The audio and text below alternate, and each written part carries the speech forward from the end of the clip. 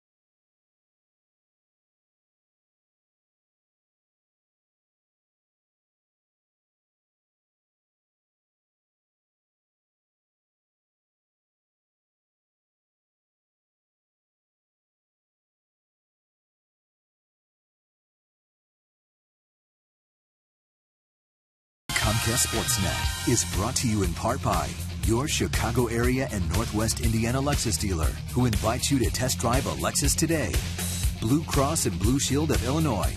Through it all. Audi. Truth in engineering. Xfinity. Your home for the most live sports.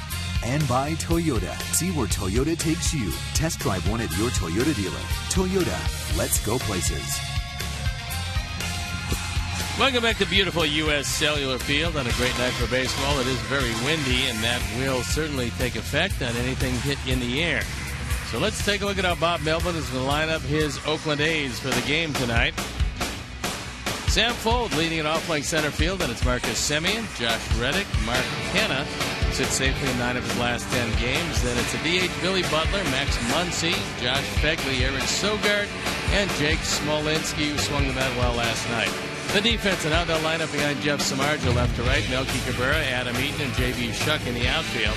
Mike Gold, Alexi Ramirez, Micah Johnson, and Jose Abreu in the infield. Giovanni Soto gets a nod behind the plate, and our Lexus pursuing perfection starting pitcher is Jeff Samardzija. On for start number 30. He's looking for his 10th win. His ERA, .489, 151 strikeouts and 195 innings, but he has allowed 26 home runs. The umpires for the game tonight, Rob Drake behind the plate, Stu Sherwater is at first base, DJ Rayburn at second, and the crew chief Joe West is at third. So they've thrown the ball around the infield, which means we're ready to play baseball, and I'm ready to turn it over to my play-by-play partner, Ken Harrelson.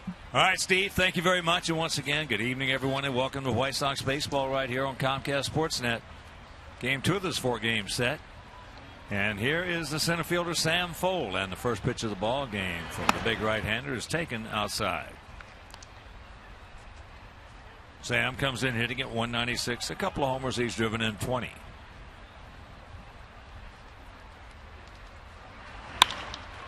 And there's a solid single to right. And they'll make it a double.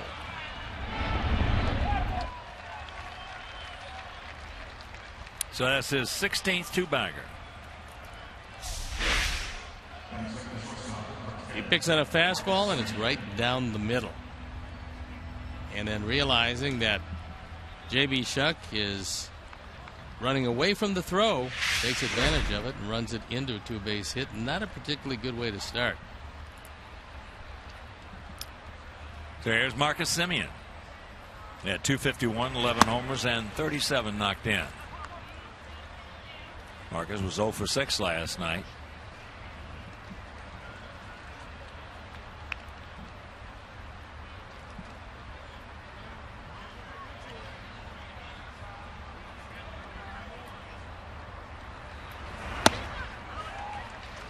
One and one to count. A's come in hitting at 251 as a club with a 3.88 ERA. And this is the 5th meeting of the year between these two clubs. In the first 4, we have won them all. There's another strike. There's a good fastball over the inside corner. And there's Bob Melvin, who recently signed a 2-year extension to his contract. Take a look at Menard's pitch tracks. Good movement, good location, good pitch.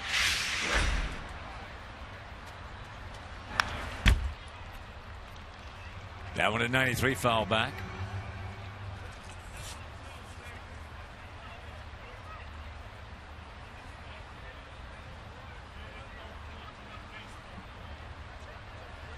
Yep, out there in right center.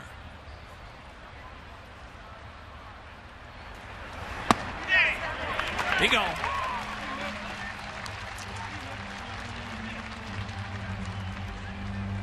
One out.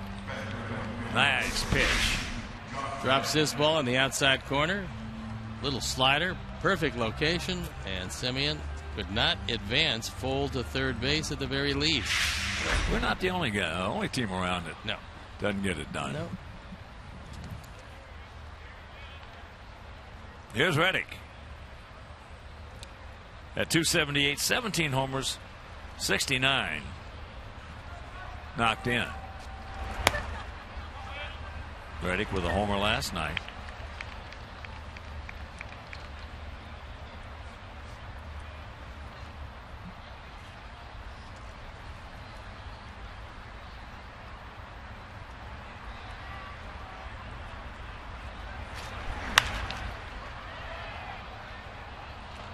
Looking to right, swinging to center, and hitting in the seats to left.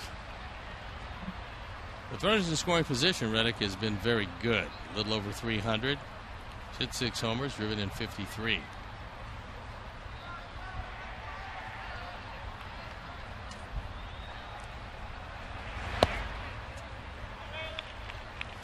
Two and one to count.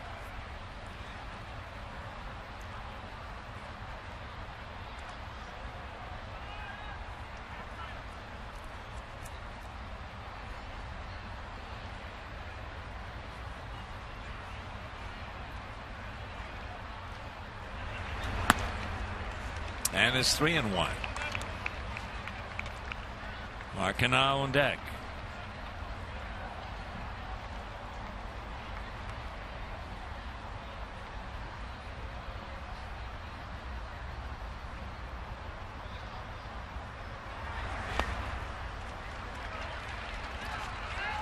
So men on first and second. And here's Cano, who was 1 for 6 last night. But he looked very, very dangerous at the plate. He comes in hitting at .253, 15 homers, 63 driven in.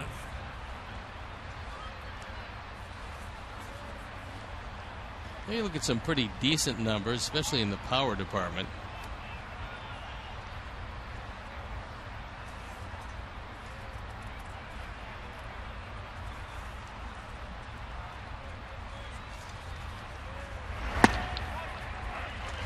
And there's strike one, right on the outside edge of the corner. He is an outfielder by trade that they've shifted to first base to try to fill a hole. And he comes out of the Marlins organization originally.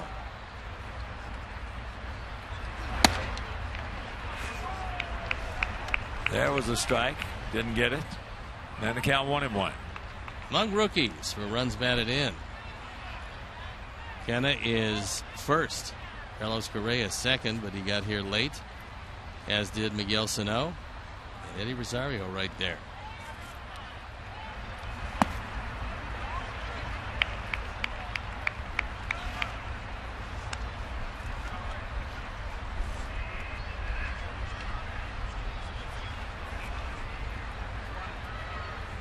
Outfield playing him just about straight away. Oakland coming in with that record of 61 and 83.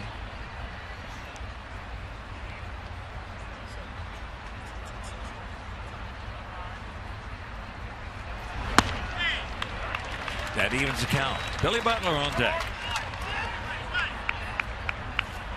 There's another good off-speed pitch. He had Kenna thinking about the fastball. Took a little something off. Dropped it over the outside corner.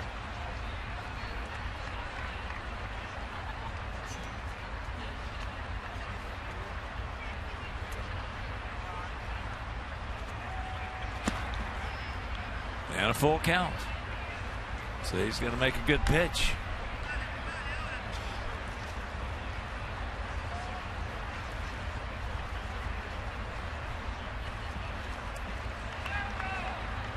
Beautiful evening here in the city. Beautiful.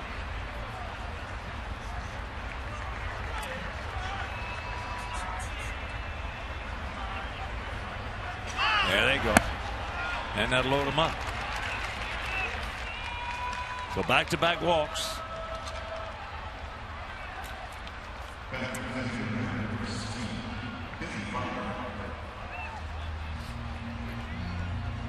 Time now for the AT&T Uverse Multiview. So some early trouble for Jeff Samardzija, but he has an ideal candidate to ground into a double play. Butler 0 for 5 last evening, comes in hitting at .251, 11 long ones and 54 knocked in. And Gio with the pick. Phillies grounded into 23 double plays, including one last night.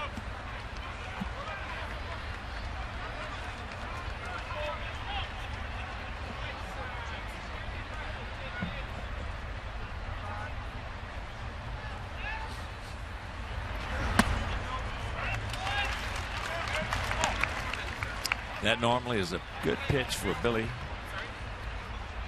He hit hard into right center. We're with the bases loaded. Very impressive. And although just one grand slam, and he's been around a long time. 321 is pretty stout.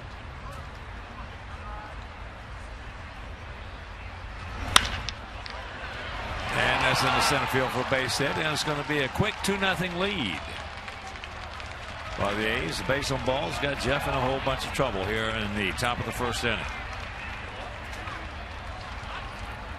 Jeff has had his difficulties in the first all year, and Butler drives in runs 55 and 56. And the difference here, we talked about it at the top. Gio wanted this ball on the inside part of the plate. Jeff threw it on the outside part of the plate, and he just eases it by Ramirez. So here's Max Muncy. He did not play last evening. He has faced the margin 3 times, has 1 hit, and it was a home run.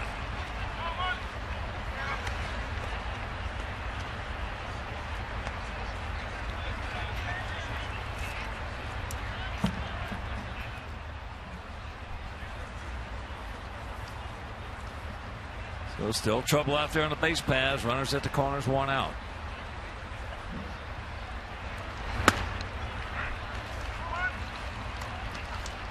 Danny Valencia was supposed to play in the game today, but he's come up with a bit of a neck problem, and so he was taken down early, and Bob Melvin had to change his lineup.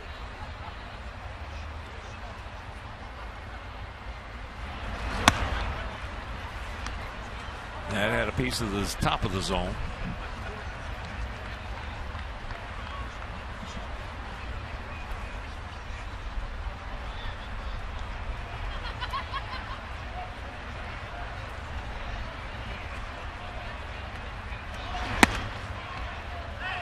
And that had a piece of the bottom of the zone.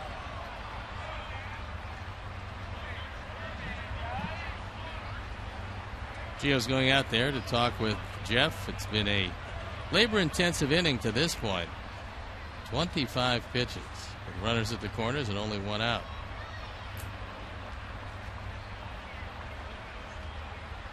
"28 first-inning runs, including today, and this is 30th start of the year."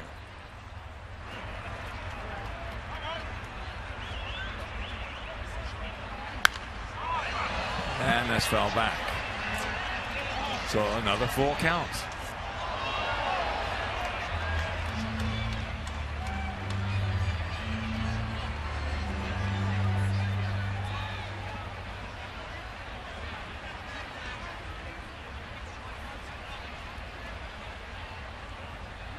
Former White Sox farmhand and catcher Jeff Figley in the answer. Josh Figley. High pop up. Nobody's going anywhere. And that's out number 2.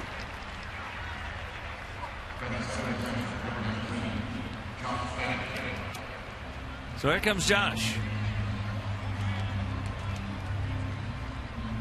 Hitting at .244, 9 homers, 33 driven in. He was 0 for 3 last evening.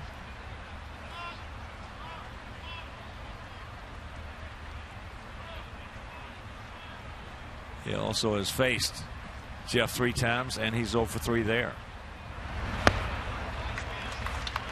Slider strike. Pretty good pitch to hit. That one right down the middle. But Josh swung over the top.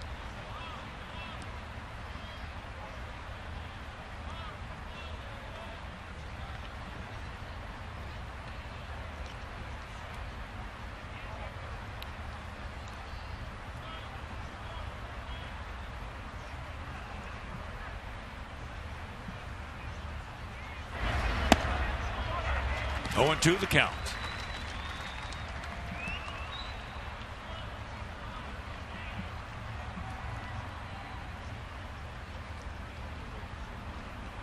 Don Cooper made a few trips to the mound last night, hoping not to make too many tonight.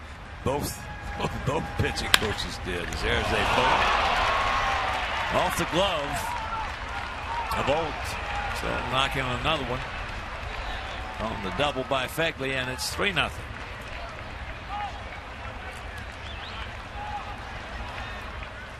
And Jeff left one over the middle of the plate, and that's going to bring Don Cooper out. Take a look at our Menards pitch tracks. You see where Gio wants it. He wants it low and on the outside corner, and Jeff gets it up over the middle of the plate. And that's been the bane of his existence this second part of the season. With tonight, no exception.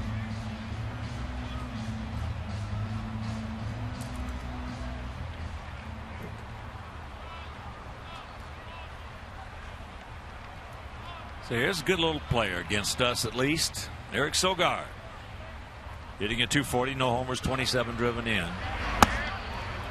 He always plays well against us.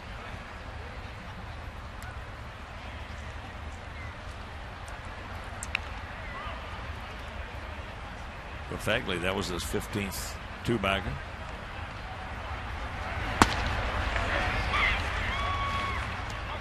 One and one to count.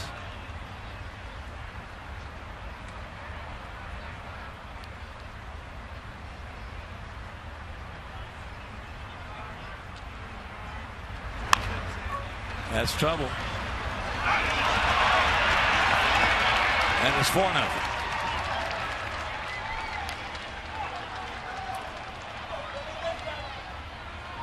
RBI number 28. That undoubtedly will go as a base hit. When you're going bad, these things happen. Scribbed off the end of the bat. Jeff, who is a very good athlete, deciding that he can take it himself, but he can't get a handle on it. And so Butler scores. Runner still at the corners. And there's only 2 outs. So here's Smolinski. Jake homered last night. And the A's bat around here in the top of the first inning. And he takes first pitch strike.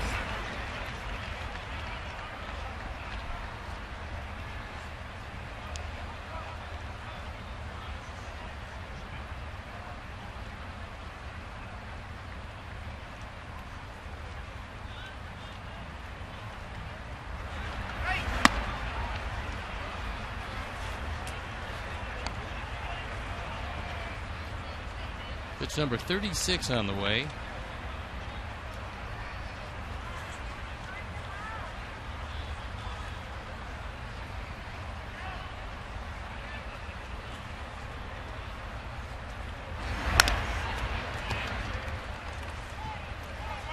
That slider just got a piece of it.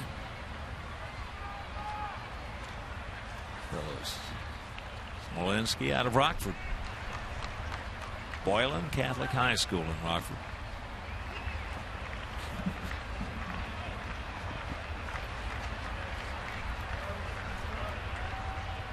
There he goes. And that is Melky can't get there. So that scores another one. On the double. Third double of the inning. RBI number 19 for Jake Smolinski. And Jeff gets that off speed pitch right around letter high. He's able to turn on it, take it into the corner, and the nightmarish first continues. Here's the man that led it off with a double. Sam Fold. It's jammed right there, but a big crooked number goes up on that board. And we go to the bottom of the first, trailing 5-0.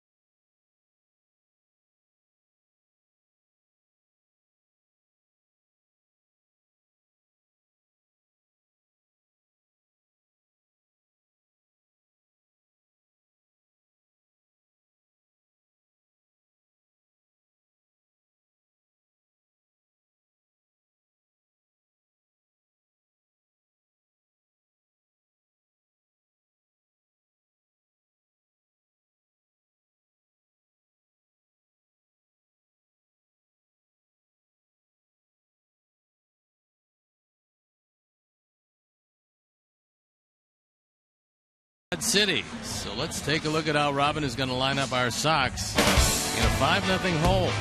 Adam Eaton leading it off, and it's Alexi Ramirez. Jose Abreu had a big night last night. Melky Cabrera, Avisail Garcia, J.B. Shuck, Mike Holt, Micah Johnson, and Giovanni Soto rounded out the defense. And now they'll line up behind Aaron Brooks, Smolensky, Fold, and Reddick in the outfield with Muncy, Simeon, Sogard, and Kenna in the infield. Josh Fegley behind the plate, and our Lexus Pursuing Perfection starting pitcher is Aaron Brooks. There you see the numbers combined between Kansas City and Oakland. They have not been particularly good. He's 1-3. And before we show you our picks to click, you at home select yours as first pitch misses to Adam Eaton. 25-year-old right-hander Aaron Brooks, 6'4", 220 pounds.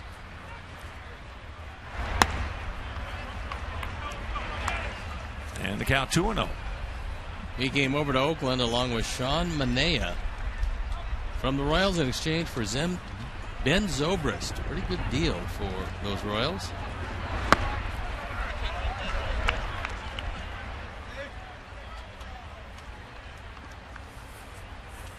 Brooks out of San Bernardino. That's out of play.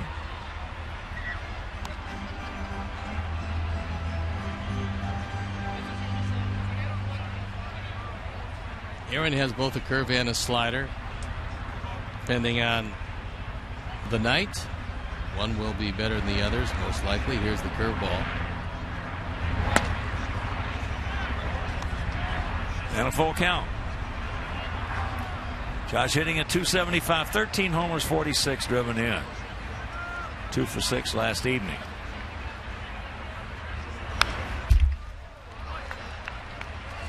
Sox come in hitting at .253 as a team with a 3.94 ERA.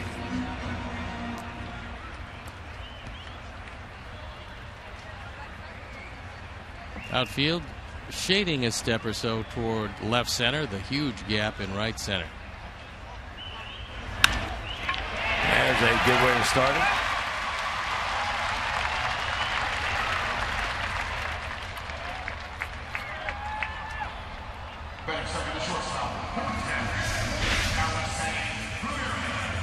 Got to throw a strike, and this ball probably had a touch of the outside corner, but he got it up. Adam able to take it just over the outstretched glove of Muncy. And you'd have to think this was going to be a high-scoring affair. Alexei, 2 for 6 last evening. Comes in at .251, 9 homers, 56 driven in, and he takes ball 1.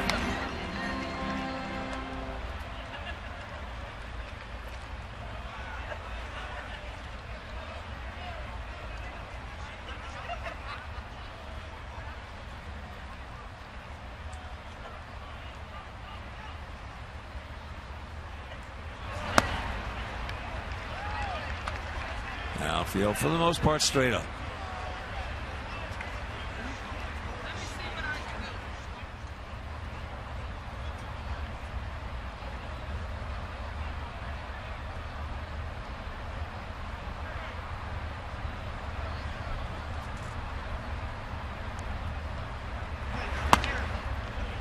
Three and 0. Don't help him out.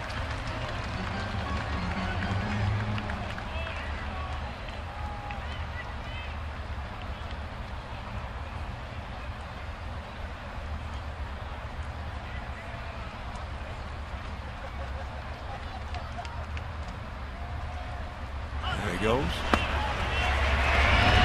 he is safe. Picks up his 15th stolen base.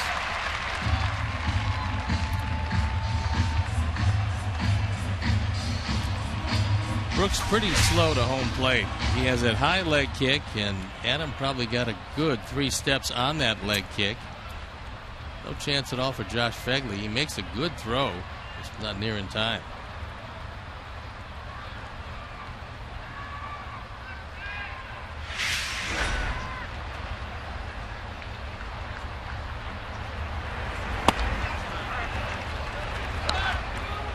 Full count.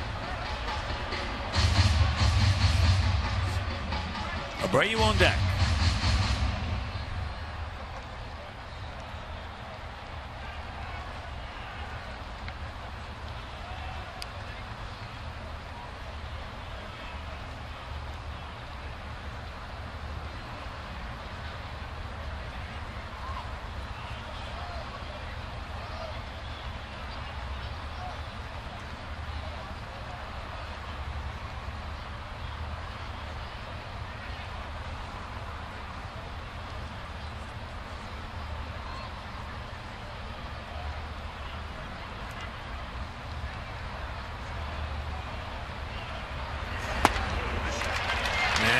baseball field. So the first 2 men aboard.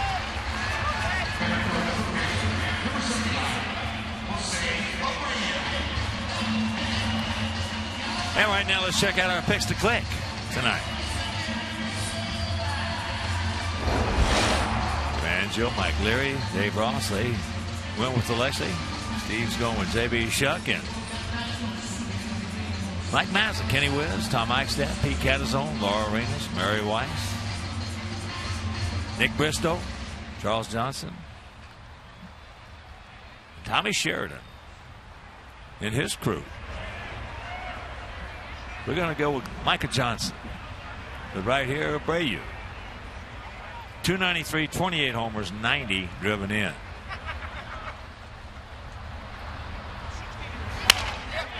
And there's a base hit, softly hit. They're going to wave him around.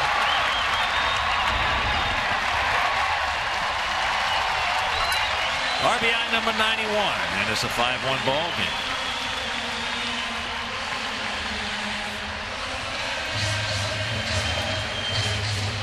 Jose, who had 4 driven in last night, hits this one off the end of the bat, takes it the other way, and starts the scoring off, and that's going to bring Kip Young out from the dugout. Yes. Aaron Brooks has had a problem early in this one. Eaton scores easily.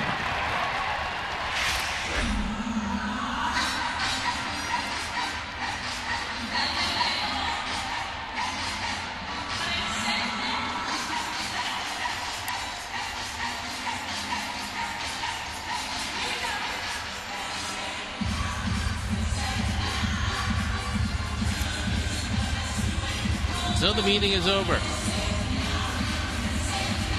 Kurt Young ambles back to the dugout.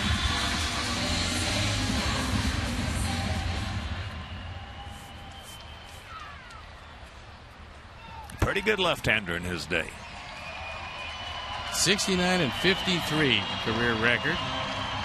He spent a lot of it as a starting pitcher. 162 starts, 251 games.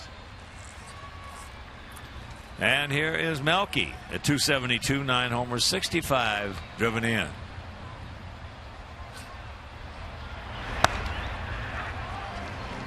Takes first pitch strike.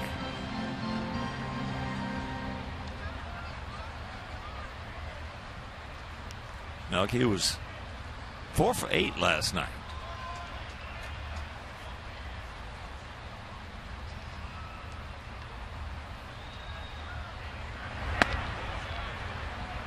That one goes around the plate to even the count at 1. One of the things that Brooks did there made a mistake because Simeon was breaking in back of Alexei, and Brooks didn't look. When he delivered that ball, there was nobody home on the left side, and Simeon's still standing on the bag instead of back at his position. And that's in the left field. That's going to fall for a base hit. So Alexei reading it. He'll score, and it's a 5-2 game.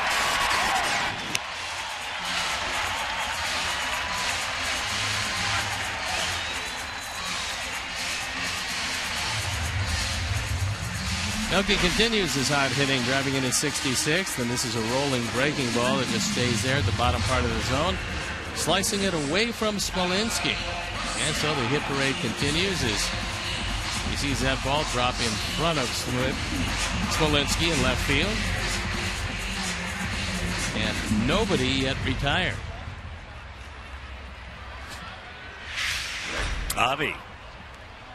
Avi 1 for 5 last evening, hitting at 269, 12 homers, 56 knocked in.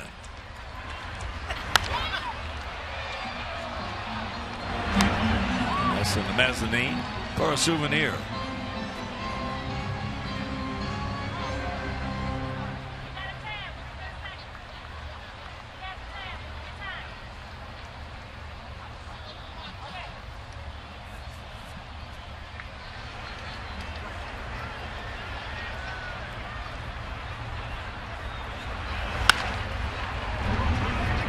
That one ate him up inside. Very quickly, nothing in 2 the count.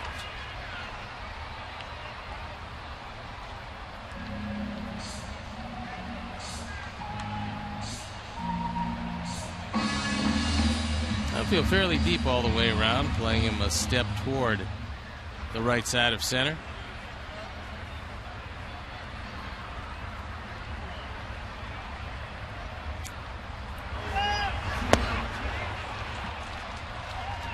One out.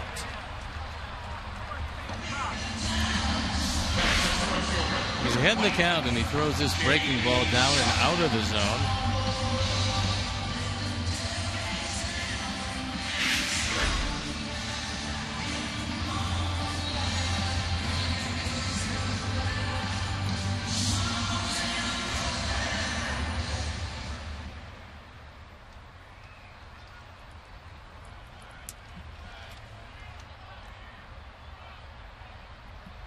Here's Shuck.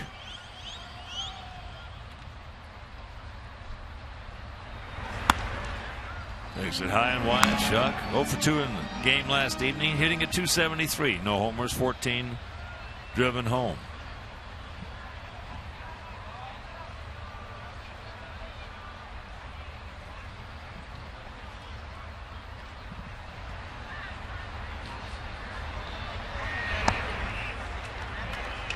Now he's got the catbird seat.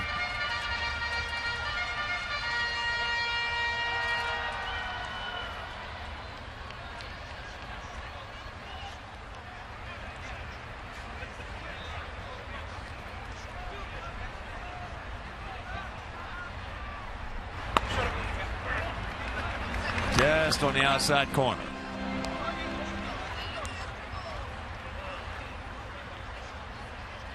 One of those pitches on 2-0-3-1, unless you're looking out there, you don't even offer it. And no sense getting yourself out on the pitcher's pitch when you're well ahead of the hitter. So a wise take by JB. Hoping to see one just a little closer.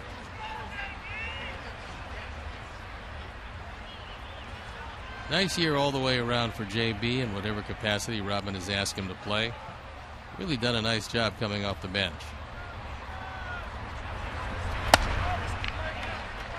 3-1.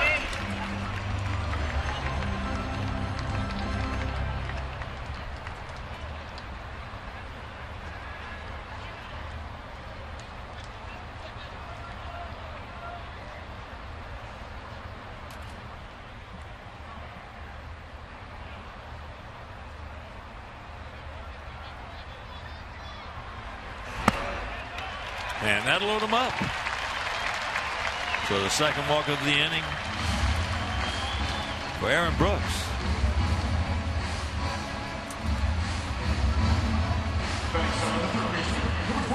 Here's Holt. He was 0 for 6 last night, hitting at .214.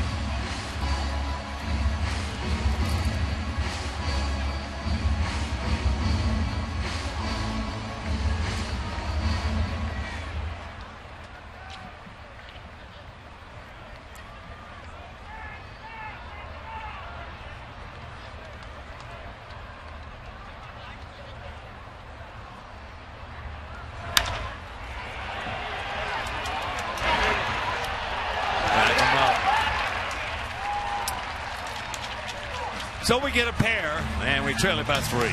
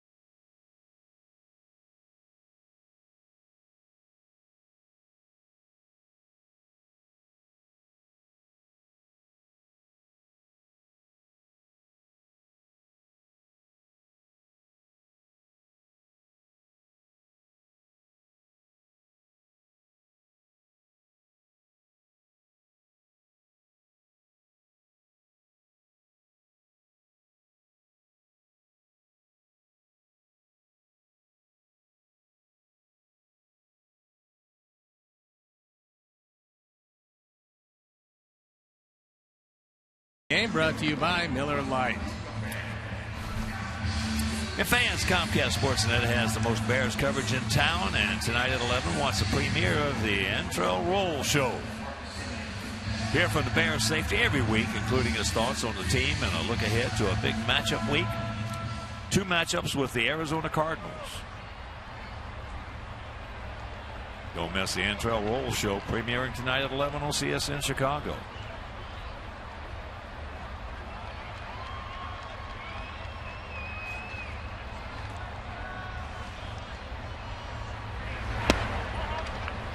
Five-2.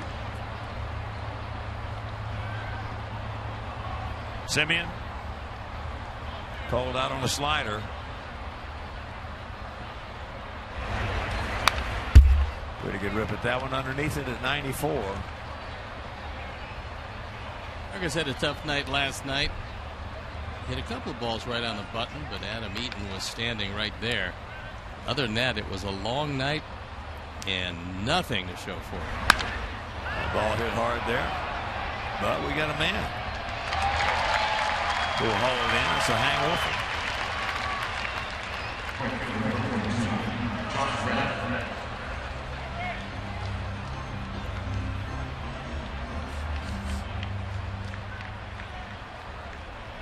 So here's Reddick. He walked and scored last inning. You get a situation, you're on the mound, and the situation is you gave up 5 in the first inning. There's really not much you can do about that. What you have to do is start making pitches and keep your team out of your bullpen so they don't go and run through it all that early. That's what's on Jeff's mind right now, and hopefully he'll be able to batten down the hatches for a while, turn it over to the offense, and they should be able to get to Aaron Brooks. That Amos accounted 1 to the 28-year-old outfielder.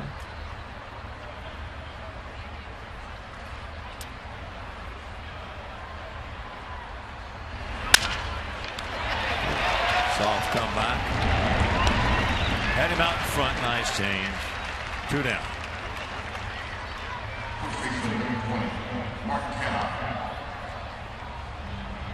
Jeff was on his ball club last year, this ball club that got taken out in the one-and-done game with Kansas City. They were a pretty good team.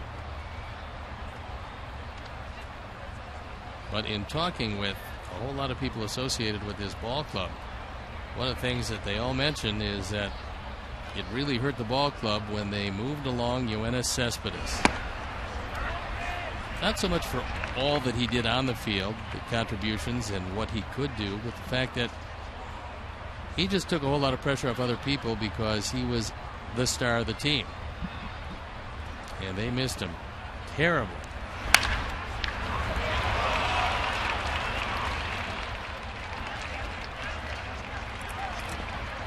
Gamma had walked and scored, and now he's 1 for 1. You like the way he swings a bat? He's dangerous. If you don't know guys today, the first thing you want to look for, if you don't know their pedigree, you don't know their resume, you don't know where they come from or whatever, which I don't on this guy. First thing you look for, is he dangerous? This guy makes pretty solid contact. Is he dangerous? That's what you want to look for. Whether it be scouting at the high school, college level, minor league level, is he dangerous? Usually guys who are dangerous have a decent approach or a seed of an approach in their brain.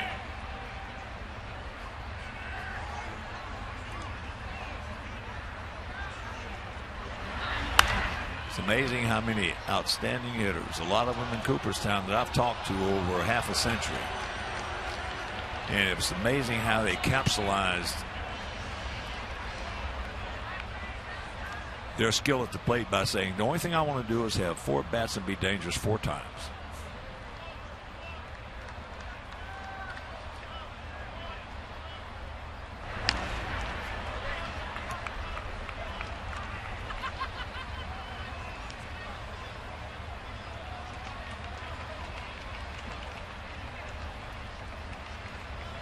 It's hard to be dangerous when you're just looking for the ball.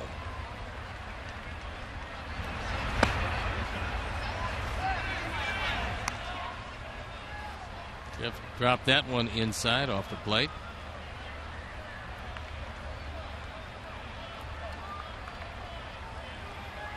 Billy with 2 RBI single. Now it's 56 ribbies.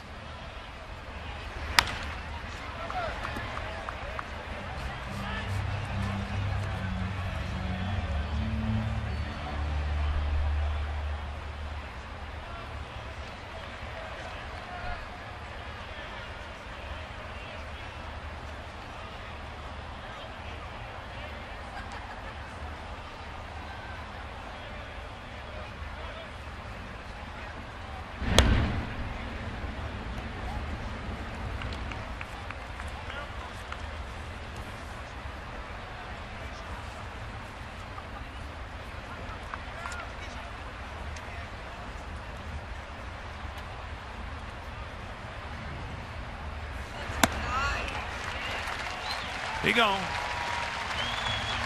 And that'll do it. We're at the bottom of the second. It is 5-2 Athletics.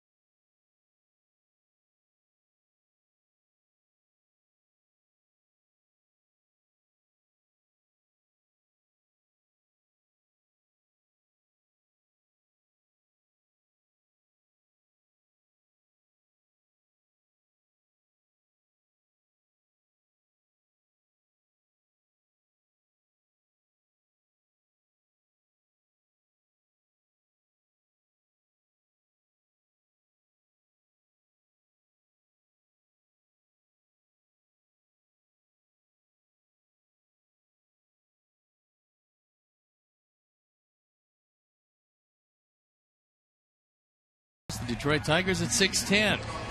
First 10,000 fans will receive an exclusive stretch sale action figure. For tickets or more information, visit WhiteSox.com. That is a neat giveaway right there. That's the way his left arm usually looks. That long if you're a left-hand hitter. His arms and his legs can get out there.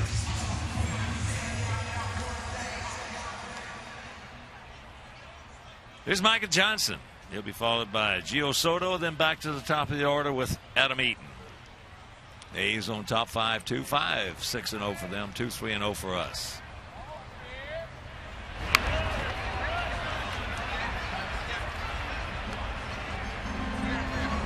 Nice idea, but couldn't keep it on the grass as Muncy playing on the grass at third base.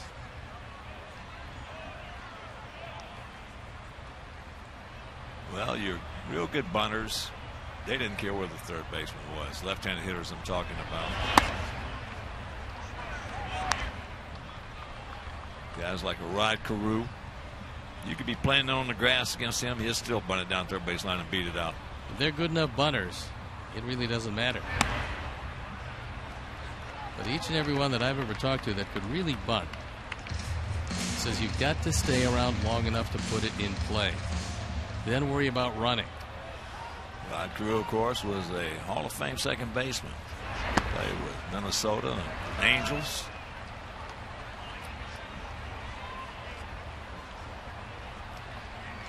Won the batting title a few times in his career.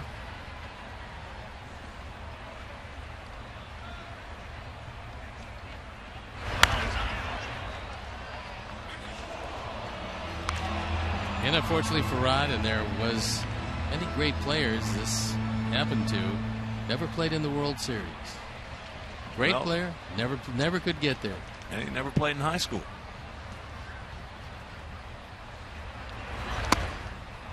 One out. But that attempted bunt right there should be in Micah Johnson's game plan at least once a game, sometimes maybe once or twice a game. If he can do that both the third and first, he will increase his batting average just by the fact that they got to play him in at the corners. Once that goes out in the advanced scouting reports, he's going to be much better for it. So here's Gio.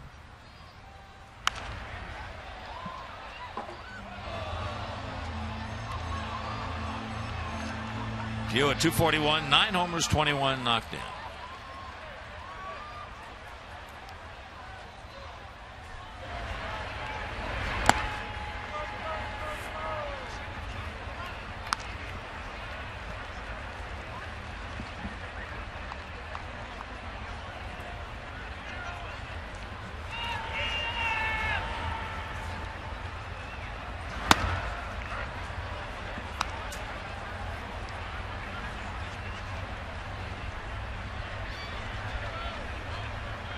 Outfield straight up, spread out, spaced about equidistant.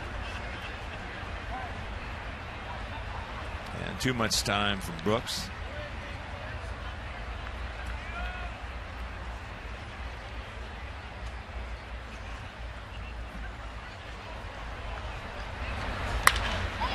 That ball hit hard.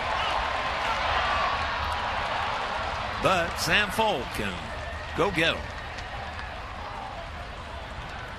Time now for you to tweet your strongest fan photo. Use hashtag Chicago Data Strong Fan. You just might see yourself on an upcoming broadcast brought to you by T-Mobile.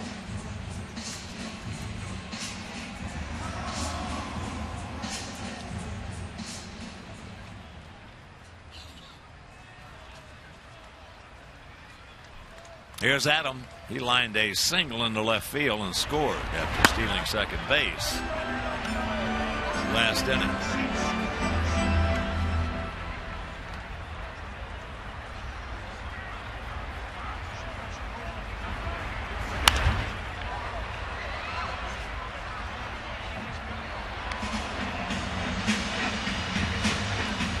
Missed that game last night. We had a 7-3 lead going to the top of the ninth inning.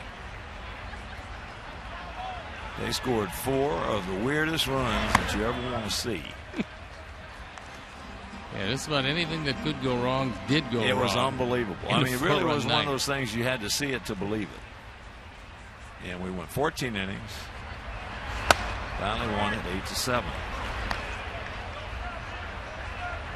Yeah, that was one of those that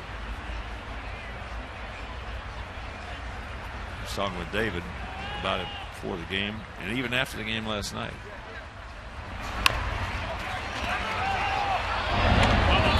Foul. I said, David, you ever saw that before? He said, no. He said, I said, no.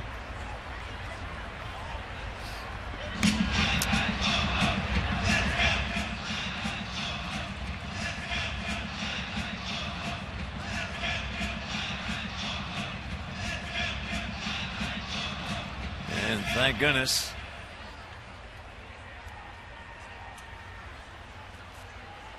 Thank goodness, Trace Thompson. That was a scary moment.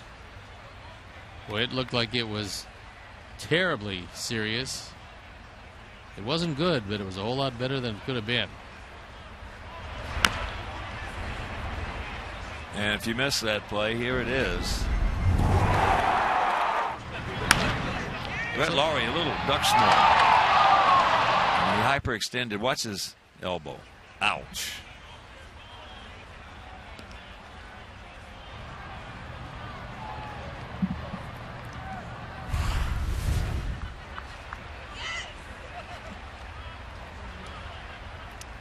And once again, the payoff pitch to Adam. That's a 1-2-3 inning. A couple of strikeouts. And Aaron Brooks leads it 5-2.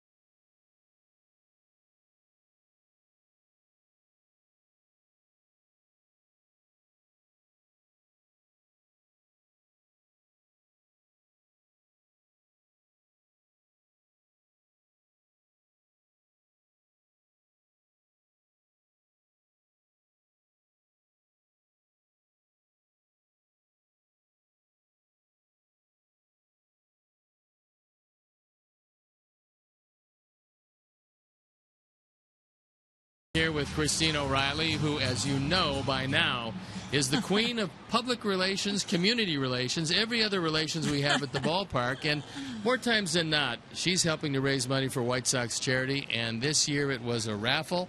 And tell us a little bit about, number one, who won the car, and a little bit of the backstory. Yeah, tonight we gave the car away. We ran a car raffle all year. The car was donated by C.J. Wilson, their amazing car dealership in Orland Park, Countryside, and Lake Villa.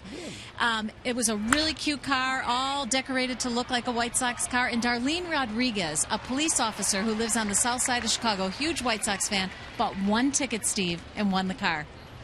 I was going to ask you, what did she buy, like 40, 50, 60 tickets, but only one ticket, which is remarkable. It only takes one to win. And she was here for the Paul Konerko Day, where they gave away the little Paul Konerko statue. Didn't get one, but I assume that you amended that this evening. Yep, I think she should put it right back, like, you know how people put those bobbleheads on the back window there of their car? I think she should put her Paul Konerko statue right there. So it's an amazing, again, we were so thankful to C.J. Wilson. They're so generous. This is the second year that they've given us a car. We raised $42,000 with the car raffle. And as you know, Steve, you put that money to such good use, supporting some wonderful social service programs here in Chicago through White Sox Charities. White Sox Charities is such a wonderful organization, and you people associated with that throughout, from Jerry Reinsdorf on down, have been so philanthropic for the communities. Tell us just a couple of things about where the money goes and how many people it affects. Yeah, you know, Steve, we support cancer research and treatment programs, youth education, programs for kids who are abused, really sad situations with some really fractured families, and then health and wellness initiatives. So organizations like Mercy Home for Boys and Girls and Chicago Children's Advocacy Council, Sarah's Inn, a shelter for women and children. There's so many great people with their boots on the ground doing that work in Chicago, and through our fan support and generous support of folks like the car dealership at C.J. Wilson, really help us generate those funds so that we can turn around and give that money away through a grant program.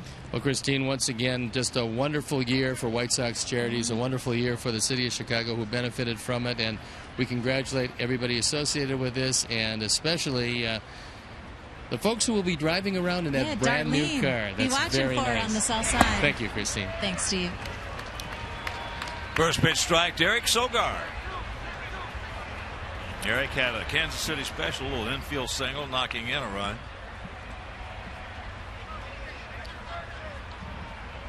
(5-2). A's on top here in the third inning.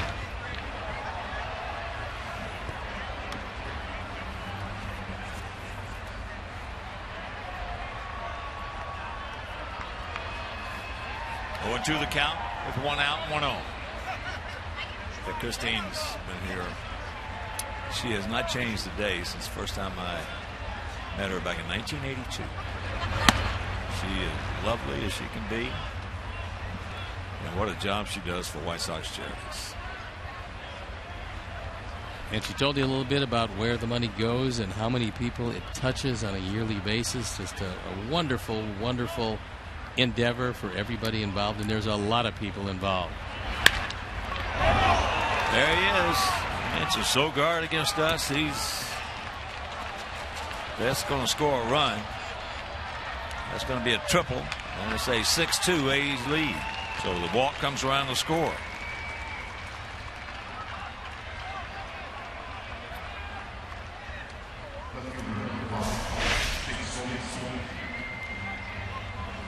That one right over the middle of the plate looked like a splitter that stayed up a little bit longer than Jeff would have liked.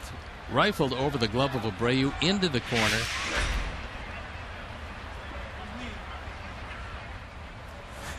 Cooling off Josh Phegley. Here's Smolinski.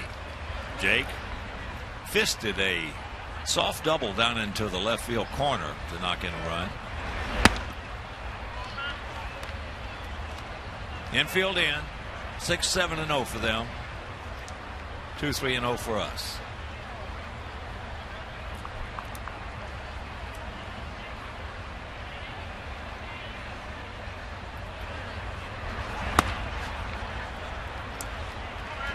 That fastball at 95.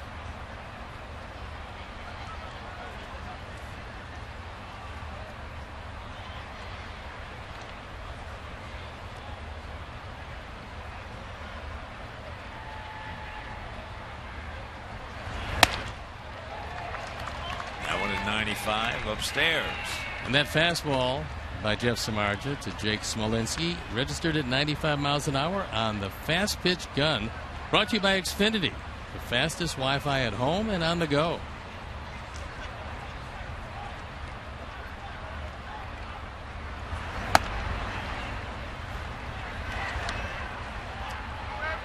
Tried to double him up. He wouldn't bite. So 2-2.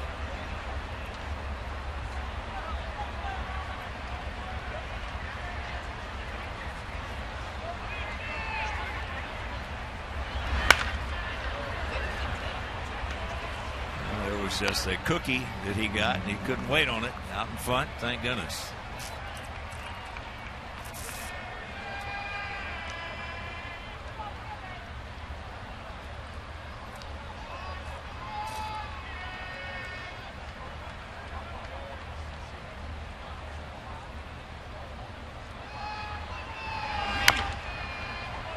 And that's tough foul.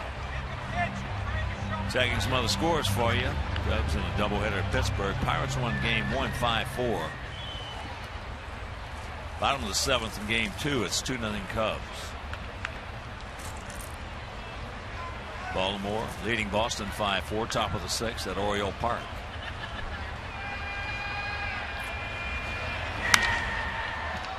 That's not going to get the job done.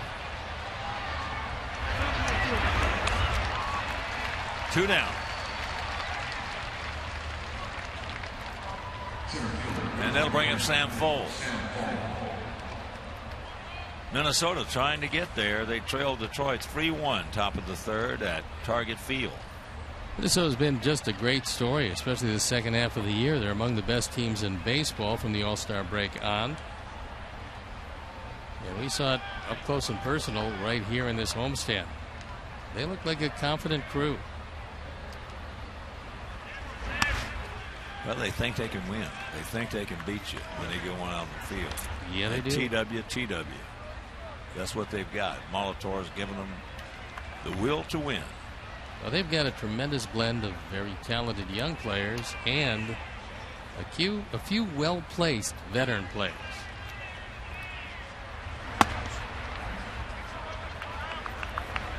This is what it looks like in the wild card, and it's starting to get bunched up. The Yankees still have the lead.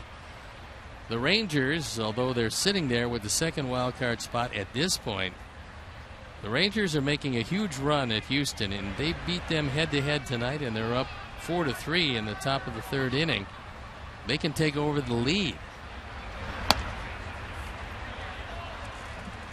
3-0 the count to Sam with Marcus Semien on deck. Toronto at Atlanta. Mark Burley on the bump for the Blue Jays. They're tied at 2 with the Braves. Bottom of the 7th inning. There's one. Yankees leading Tampa Bay 3-2. Bottom of the 6th in St. Pete. Mets getting beat by the Marlins 6-1. Top of the 7th at Citi Field.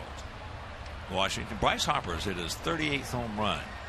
Leads Phillies 4-0. Top of the 8th inning. There's a strike.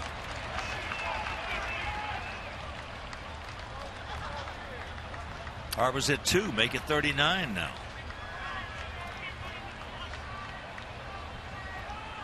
Three for 3 with 4 RBIs.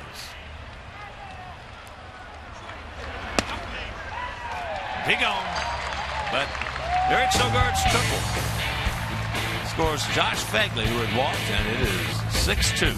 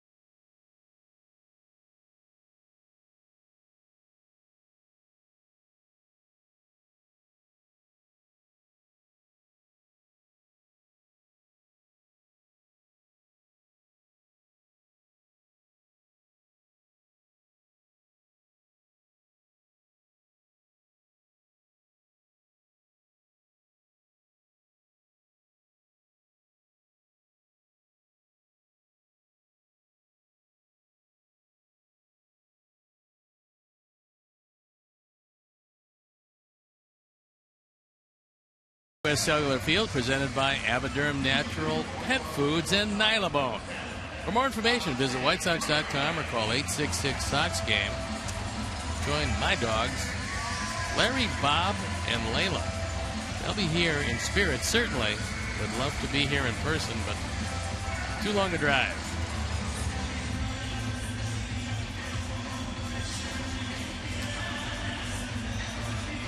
Bottom of the third inning. We trail it 6-2.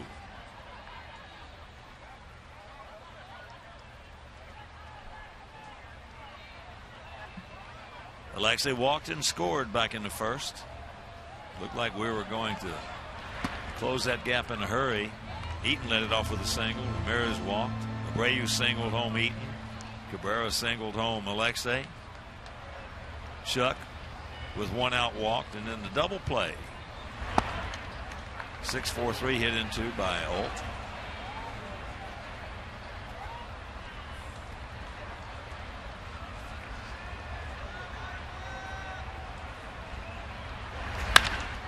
The ball hit hard right at it. It's a hang with him.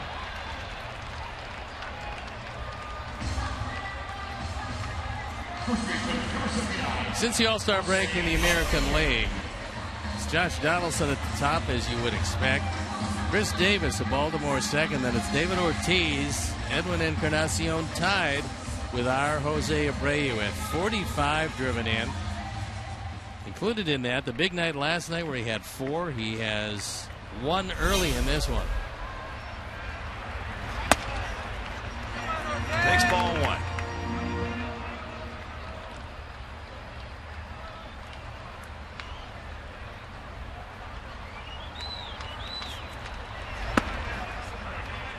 Jacks it up.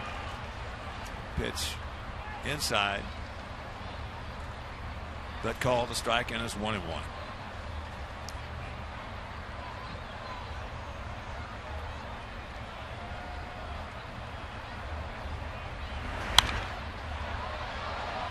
Another one in on the fist.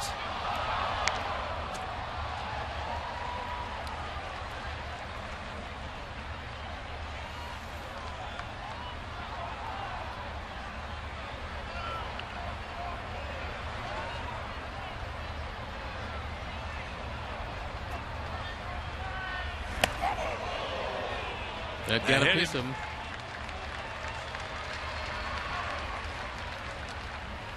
So it just grazed him. If you're going to get hit, this is the way to do it. Just barely get a piece of that left bicep. Just the third guy that Brooks has hit. And Jose second in the American League, hit for the 15th time.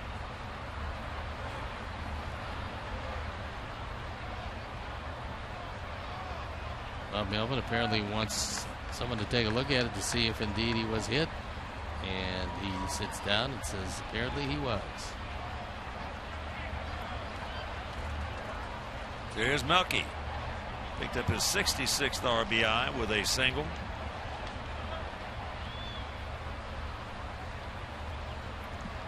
He's now 5 for 9.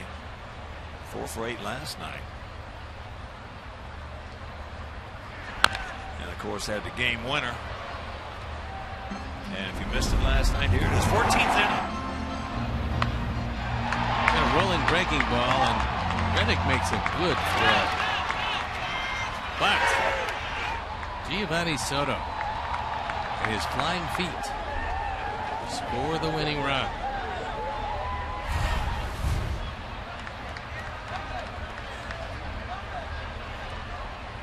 So Herm out. That ball just jumped up and bit him. Yep. Get him in a spot that's getting him bouncing up and down. Oh yeah, that's not good. Get out the ethyl chloride. No, you don't want any spray. Pretty sure you don't want any spray.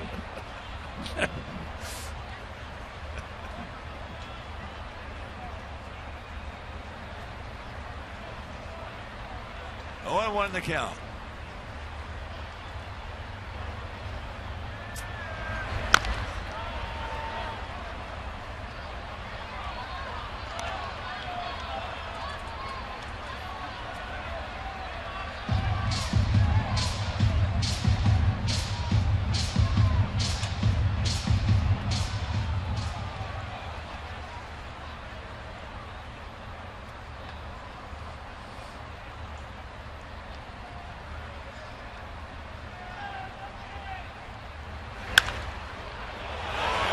shot.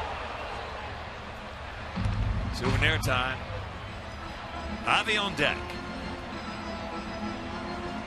Yep, he's still not feeling the best.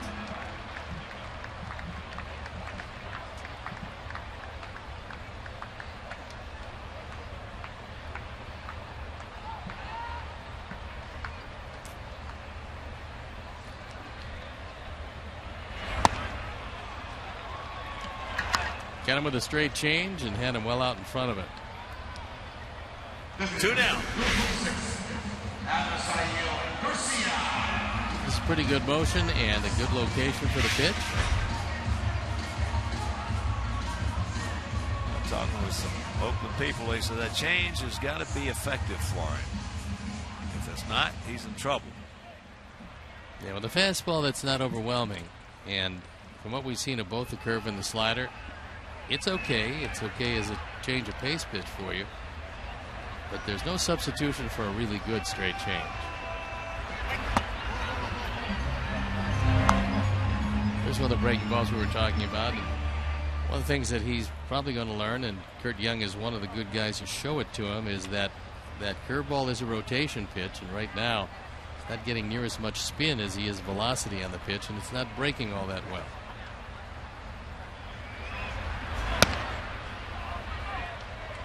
2-0 the count.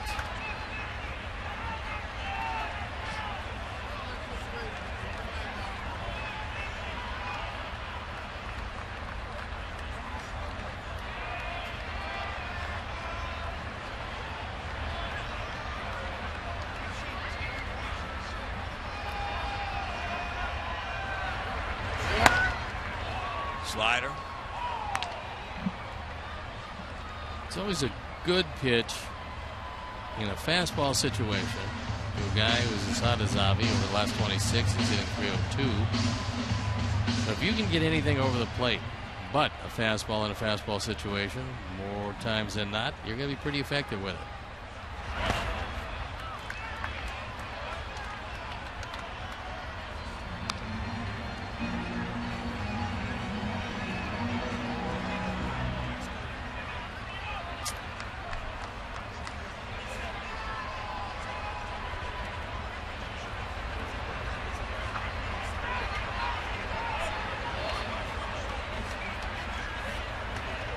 And the 3-1 delivery.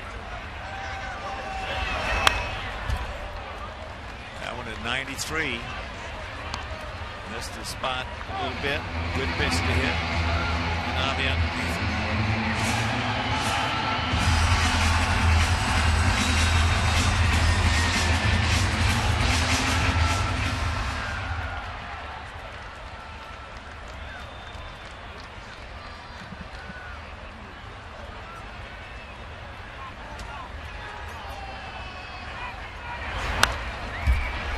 And just got a piece of that one.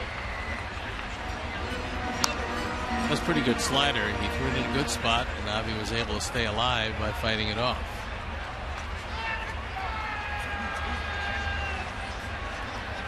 He's thrown 2 good sliders in this sequence.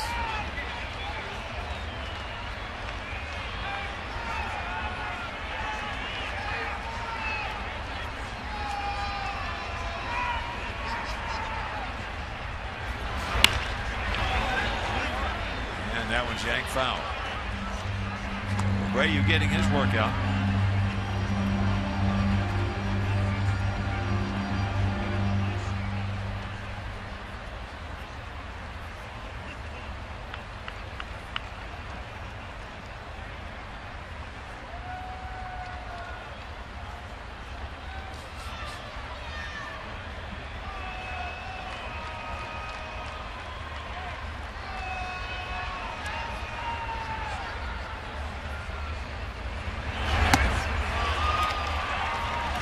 Got him upstairs.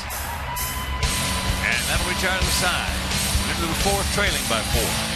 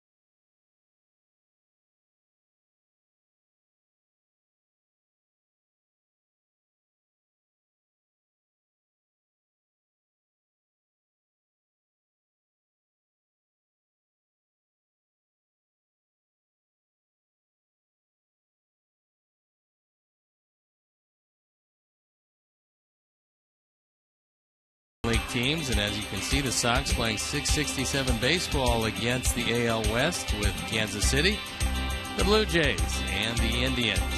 Following it up, and Sox this year have been a perfect 4-0 against these Oaklands.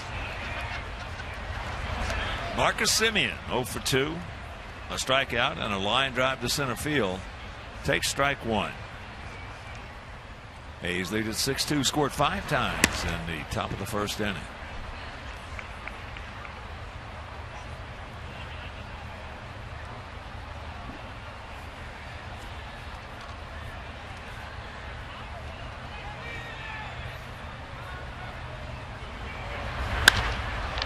That ball ripped into left field.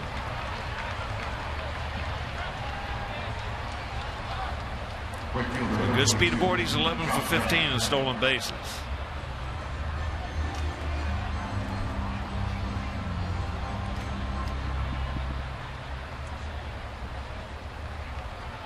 Here's Reddick, a walk and a run scored in the first, and he bounced back to Samardzija in the second.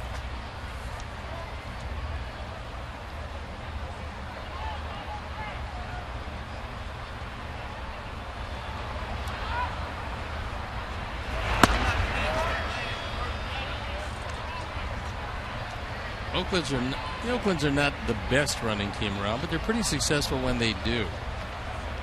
Successful 75% of the time. 75 steals, been caught 25 times, and that's not bad. But their premier base stealer, Billy Burns, is 26 and 8. He's also nursing some leg problems.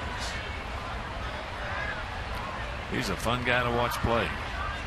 Nice player. Means a world of difference to this team.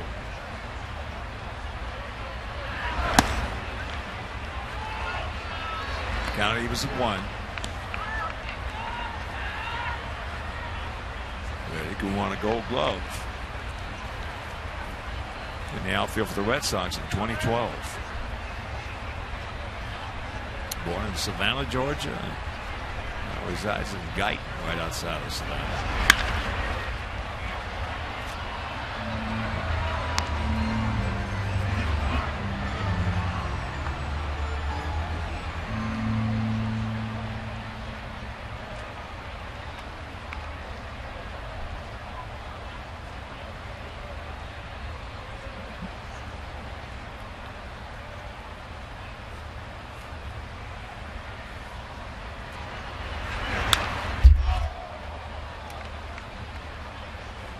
That was the pitch he got him to bounce back to him on. Back in the second inning.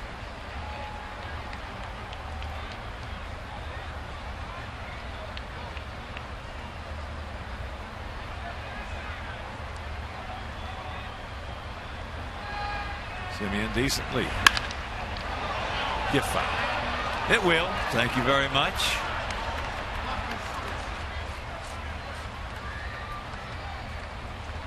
That ball was low and in where most left-handers really like it. And he turned on it. Fortunately, got out a little too quickly.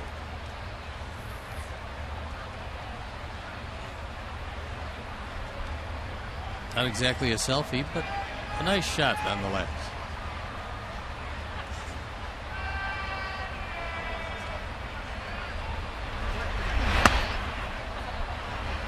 That change going away 2-2.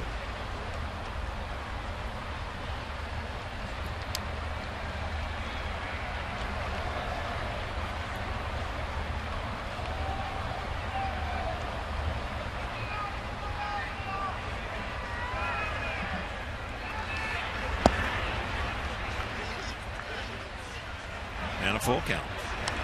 Well, you'd have to think you got a shot at striking him out and throwing him out. Marcus has not had an aggressive lead to this point. Reddick does not strike out a great deal.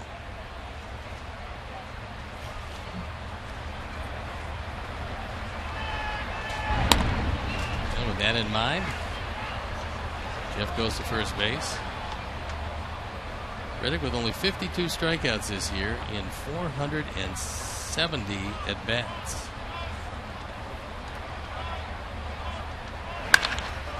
That ball hit hard.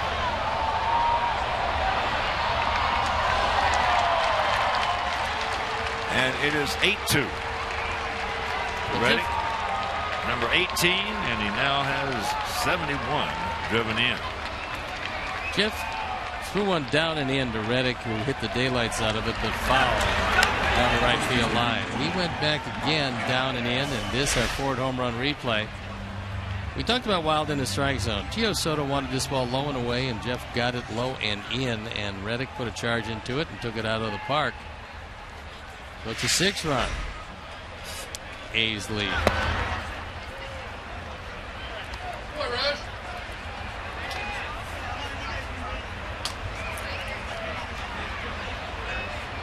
Marquina has walked, scored, and singled. And that's ripped in the left field for a base hit.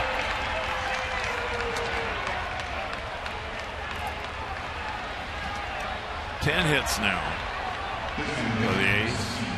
And Don Cooper going to the phone. That will mean activity in the pen.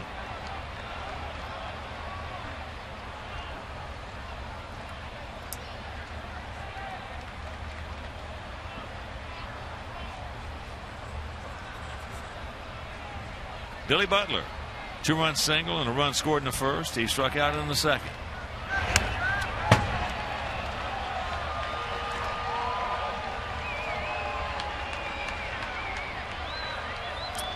So that will be the 5th wild pitch.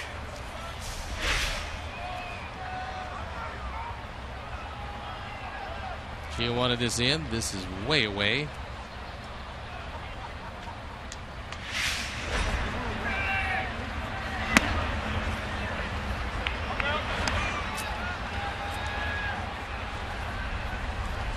Daniel Webb throwing in the pen.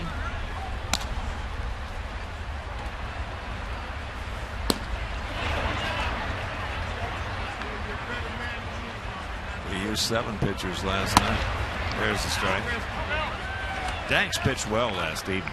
Johnny with 7 innings, giving up 3 runs on 3 hits, 3 walks, 6 strikeouts.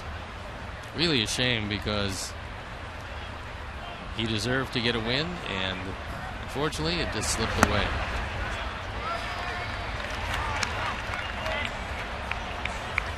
Albers once again terrific out of the pen. Petrichka pretty good out of the pen. Jennings pretty good out of the pen.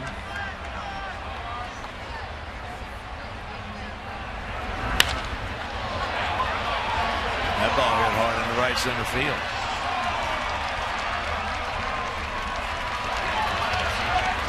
So it's 9-2.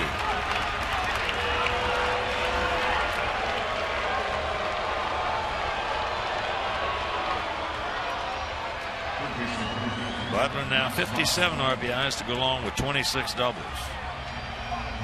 He's got 3 driven in tonight with his single and a double.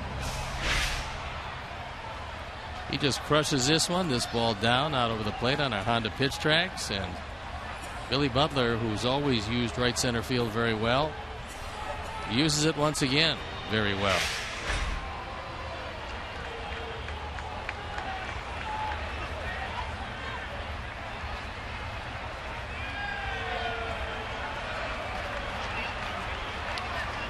Gio out to kill a little time.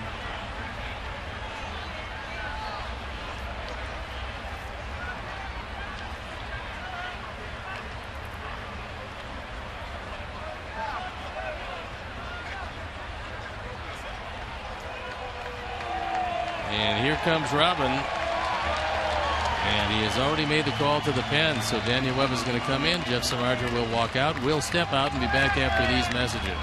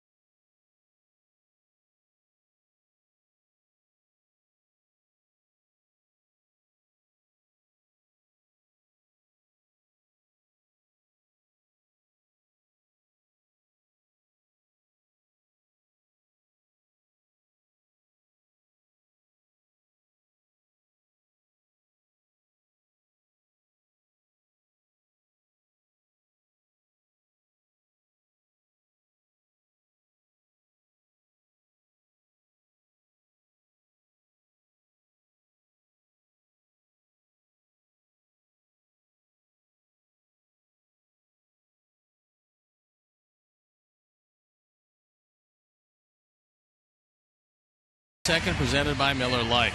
There's going to be Latin music and dancing, special activities for kids, an on-field parade, and a post-game fireworks show. It's not just a good time, it's Miller time. Miller Lite, the official beer of your Chicago White Sox. Tickets start as low as $10. To purchase, visit whitesox.com/NHH. Our Honda call to the pen is Daniel Webb. On for the 23rd time, he's 1-0 with ERA 2.67.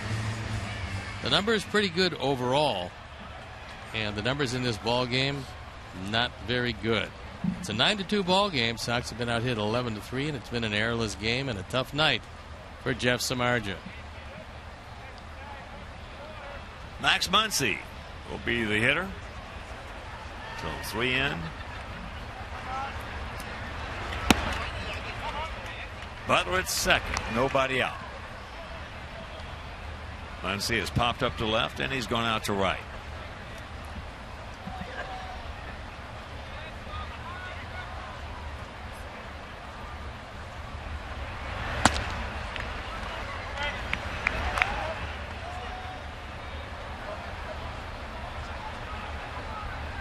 Checking some other scores. Bottom of the ninth in Cleveland, 2-0 Kansas City.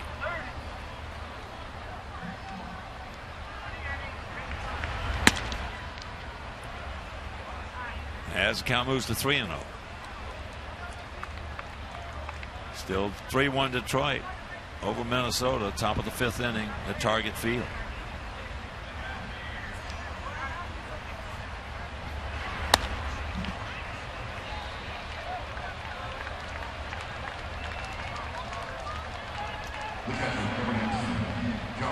So here's Fagley.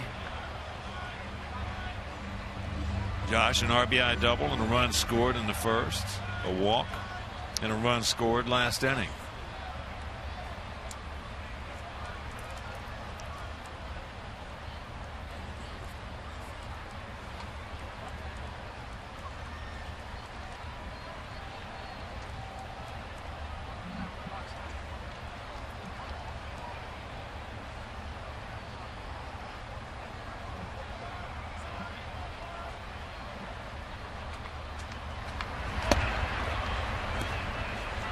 Takes low ball 1.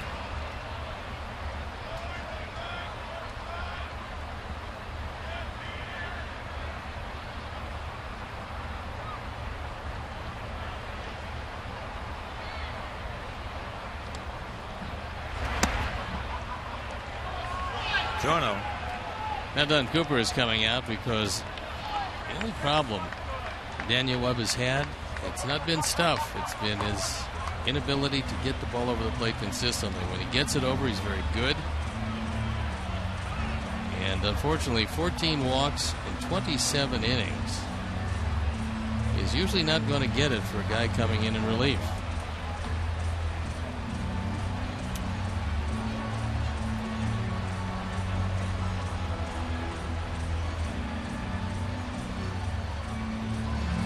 And that young lady, very happy to be at the park. Doesn't really care much about the score. Loves the foam finger and would love the concession stands.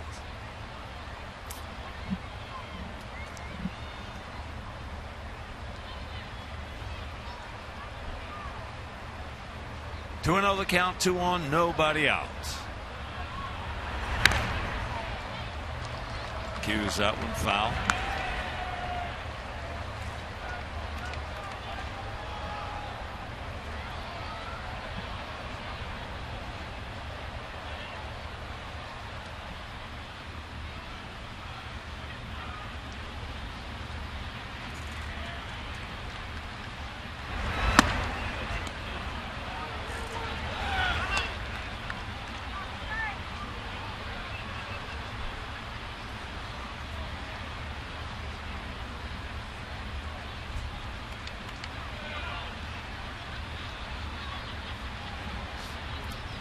One pitch, and that will load him up.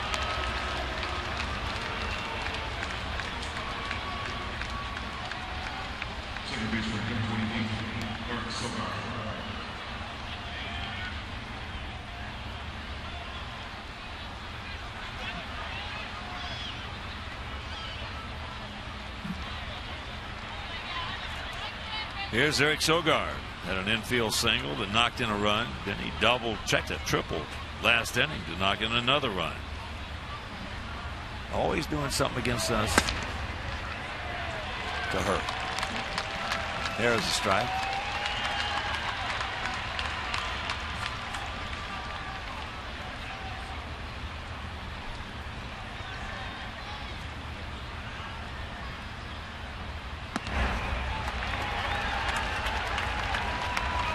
That time he went well out of the strike zone to fall behind 0-2.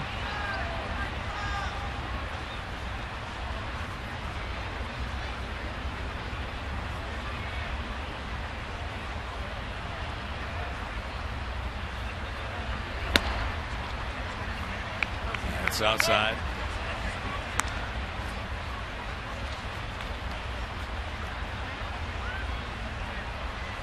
Eaton playing Sogard over towards Cabrera in left field. Bit of a gap out there in the right center. A lot of room. As that's popped up.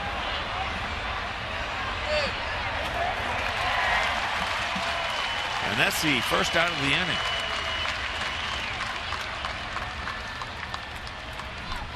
So that'll bring up Jake Smolinski. RBI double and a pop up to second.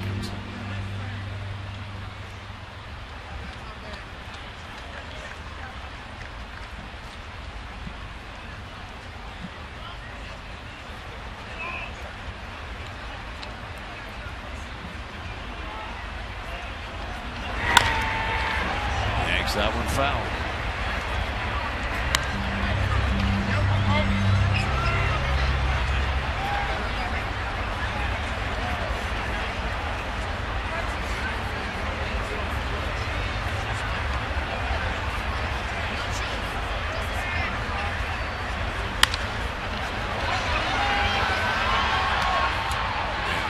Quickly, 0-2.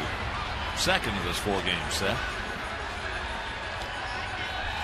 We took the opener last night, 8-7 in 14 innings.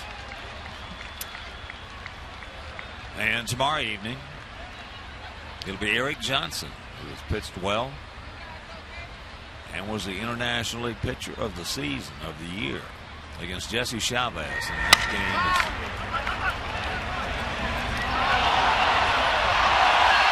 throws it away. A couple of more runs are going to score.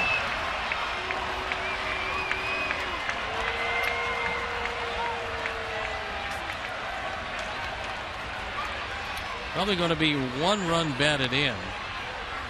The 20th for the year for Smolinski. And right here, he couldn't get the handle on it. By the time he does, after bobbling it once, he throws it away.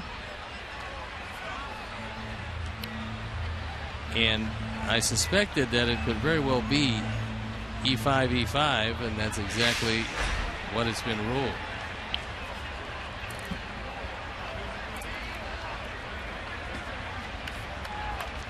So 5 runs here in the top of the 4th.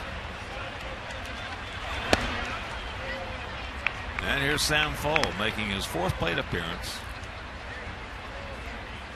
here in the 4th inning. It's never really a good sign.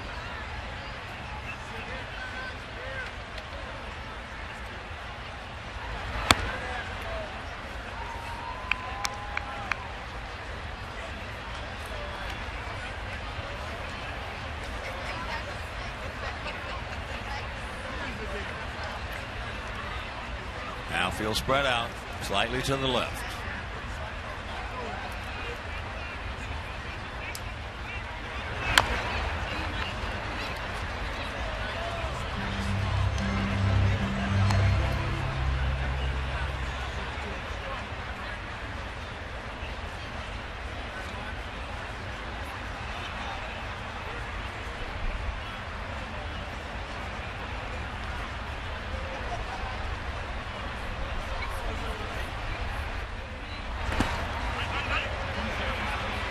Keeps it in the area.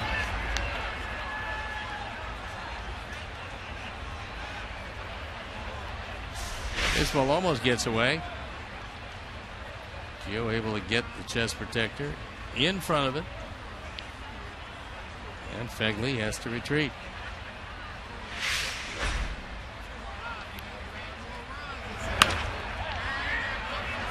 That's softly hit into center field, and that's going to fall. So Fegley scores again. He scored 3 times.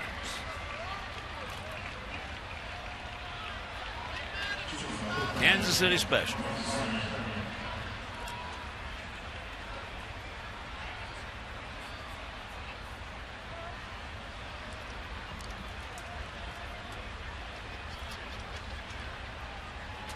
Runners at the corners, still just 1 out.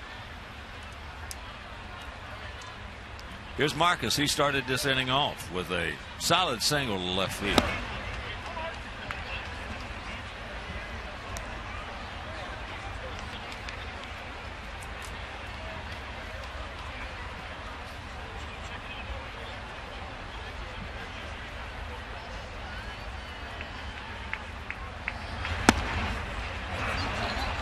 Count evens at 1. 12-2. A's on top here in the 4th inning.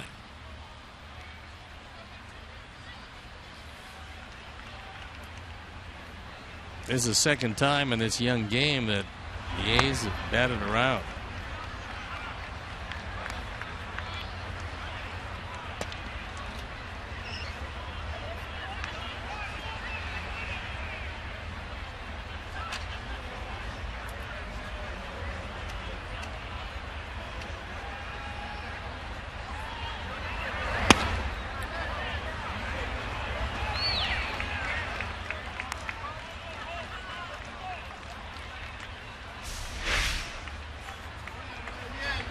Stu Sherwater says nope, he didn't go.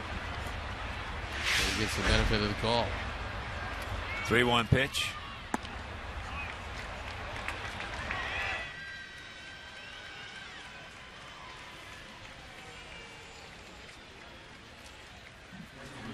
And that'll load him up. Third walk of the inning for Daniel.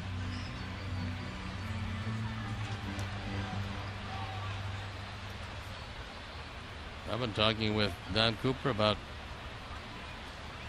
Got any ideas? Here's Reddick. Josh hit a 2-run homer earlier this inning.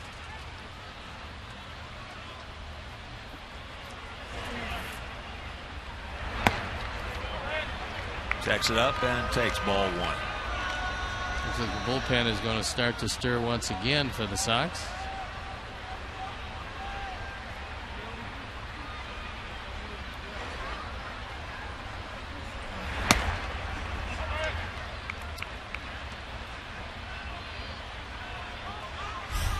Two and 0 the count.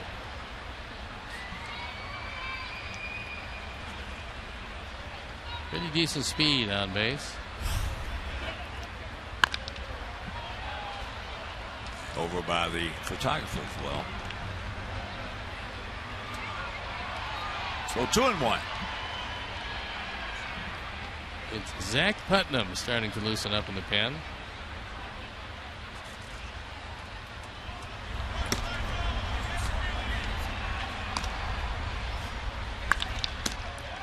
And there's a base hit. And we score 2 more. It's 8 runs across here in the top of the 4th.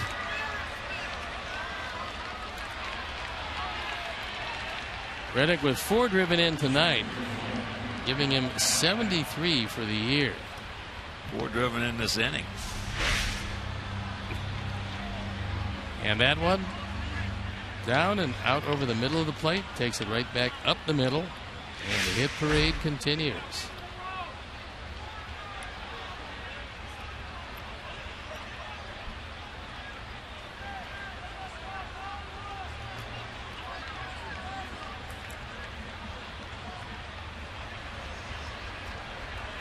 It'll bring up the first baseman. And has walked, scored, single twice, scored again.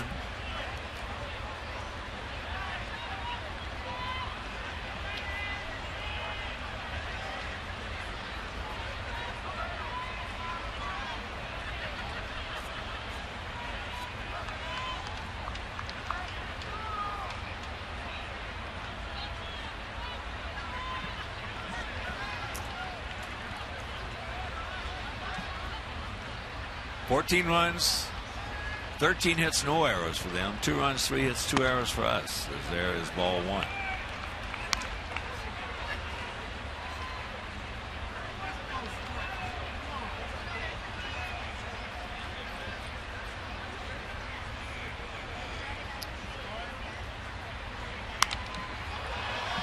That's foul back, and that'll be a souvenir.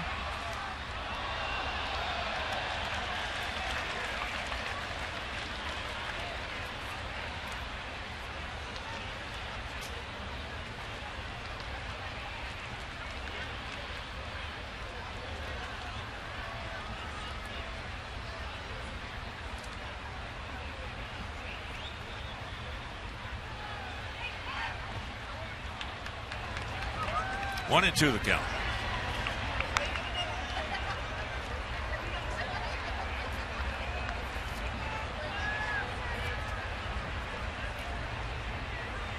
Billy Butler on deck. Butler's 2 for 3 tonight with 3 RBIs. Couple of runs scored.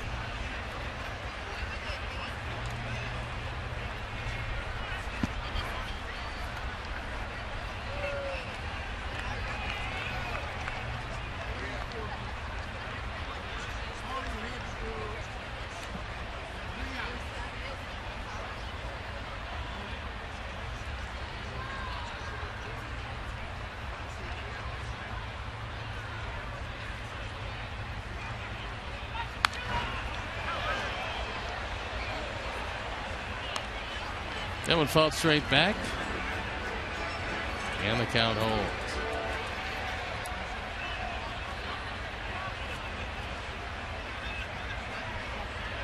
It's a whole lot of pitches. Especially when you don't start an inning. 35. Yep.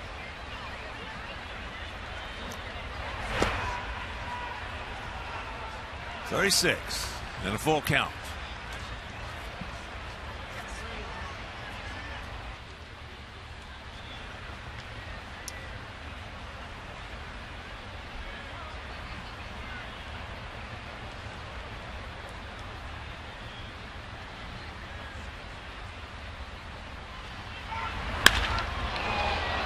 That's ripped just foul.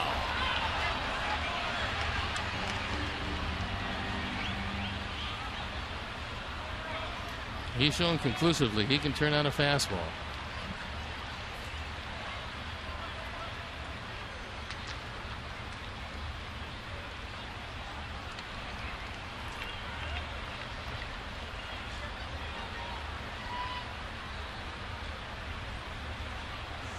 Payoff.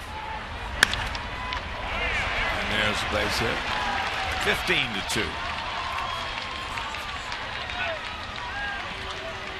His perfect night continues. 3 hits and a walk in less than 4 innings, and here comes Robin. And Zach Putnam is going to come into the ball game.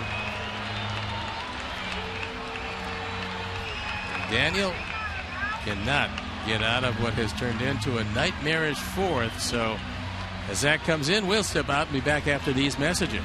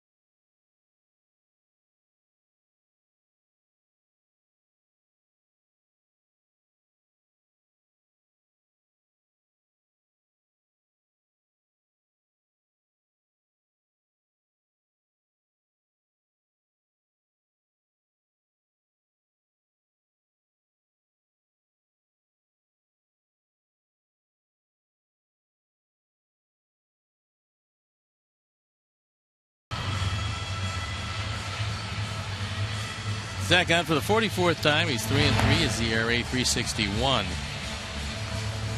Left-handers haven't done much with him. Opponent's hitting 220, which is a good number overall.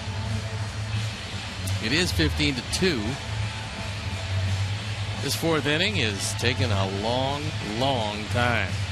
And so long that starter Aaron Brooks has decided to head on back out to the bullpen to actually re-loosen up.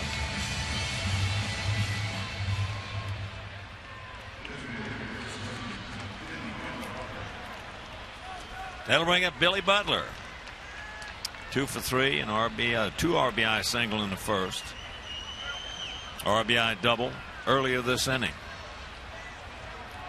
This half inning is going on 33 minutes.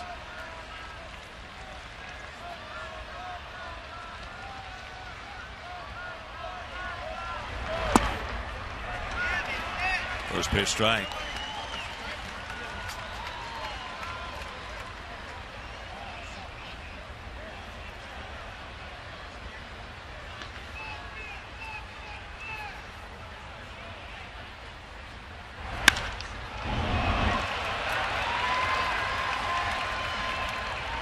Butler picks up his third hit.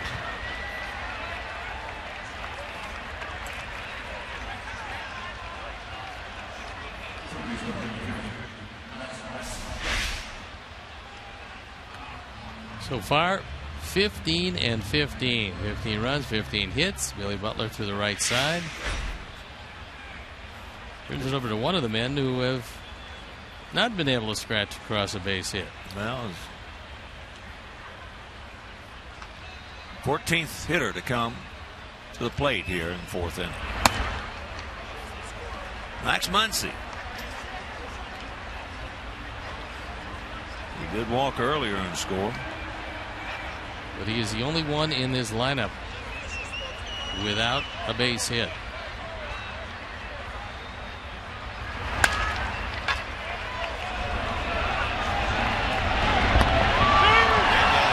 Another run scores.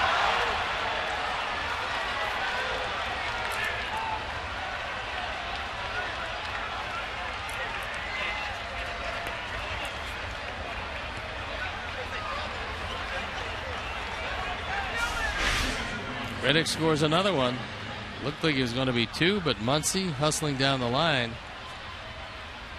They will just beat the play at first.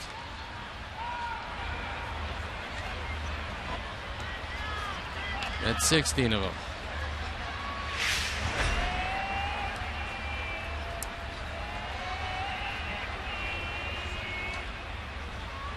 Here's Fagley. Josh is scored 3 times. He's 1 for 1. An RBI double in the first inning. Walked twice.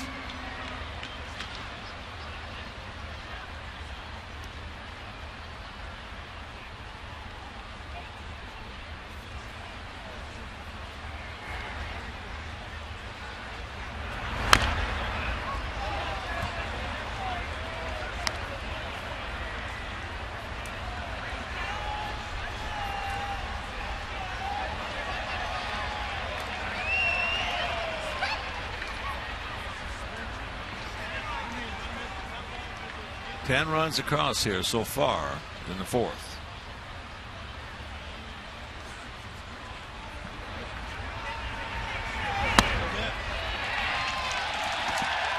And that'll retire the side. We'll go to the bottom of the fourth. Trailing big.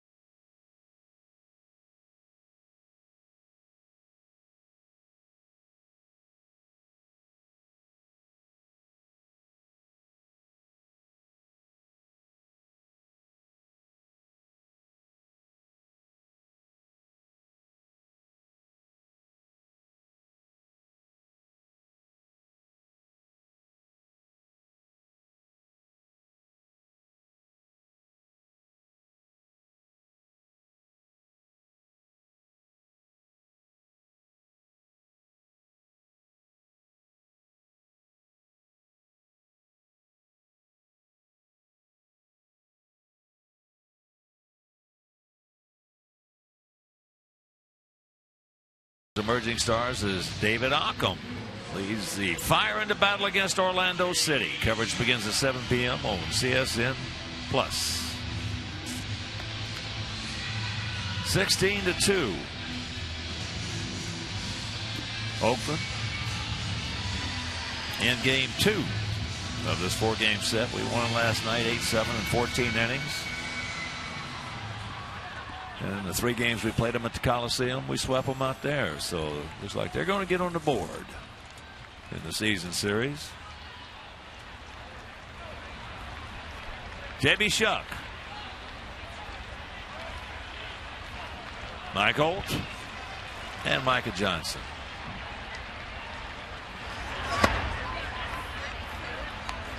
First pitch strike. Shuck walked his first trip.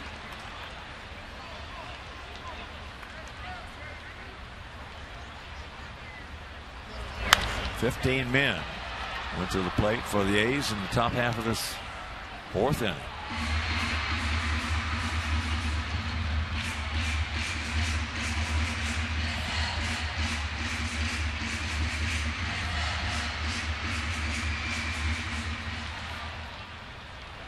Sure, Bob Melvin is awfully happy with what's happened so far, and certainly very happy with his 2-year extension, which will keep him in Oakland through 2018.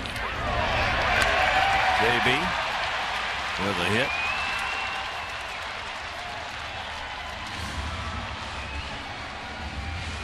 That's 4th hit for us.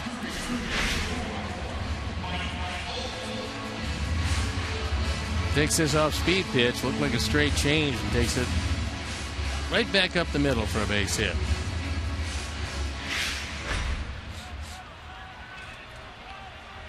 So here's Michael. Mike's been on the plate one time, hit into a 6-4-3 double play.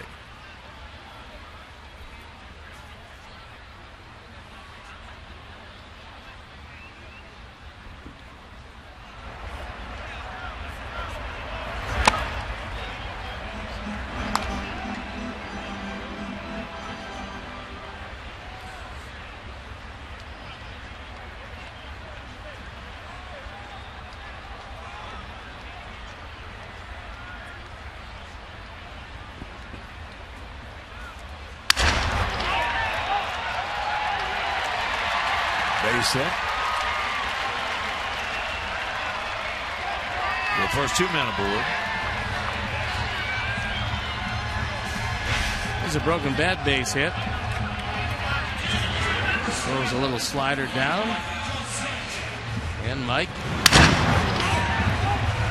dumps it into left field.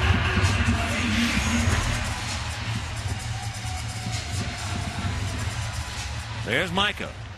Been to the plate one time, struck out.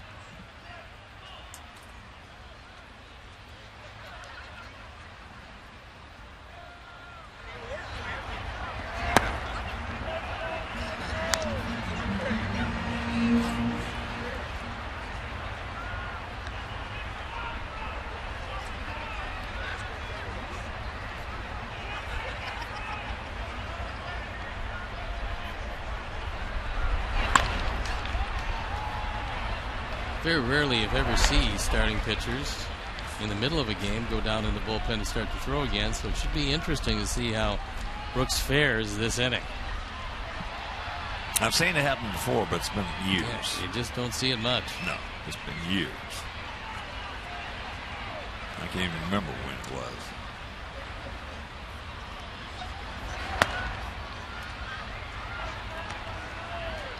Two and one.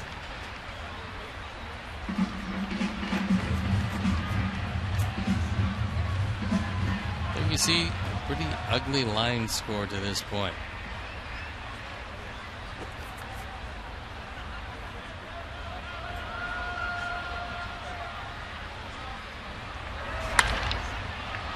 High pop up. Man, it's going to be a souvenir.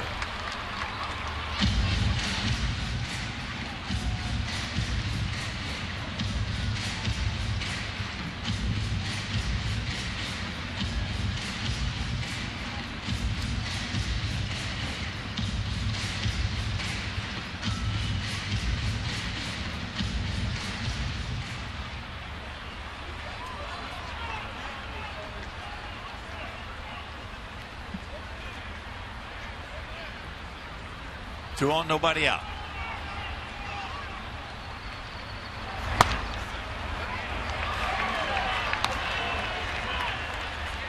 Now this one gone.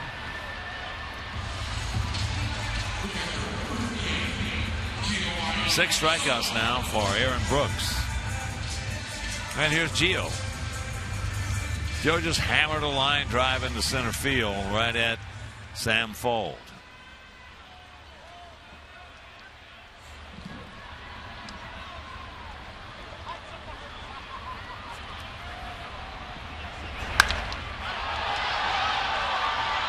High into right center.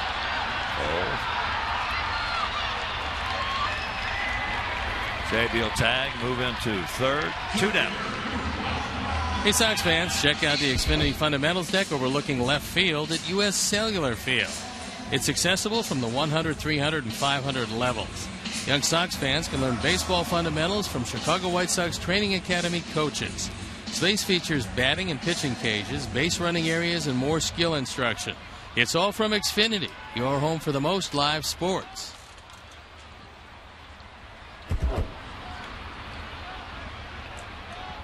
Back to the top of the order with Adam Eaton, who's 1 for 2 with a stolen base and a run scored. Adam now 15 stolen bases in 20 attempts. Alexei 17 stolen bases in 22 attempts.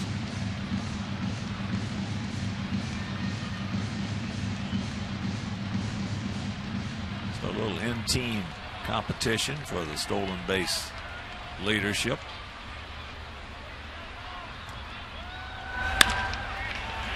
Get through. It will. Debut will score. And it's 16-3. Adam with his second hit of the night has driven his 37th run.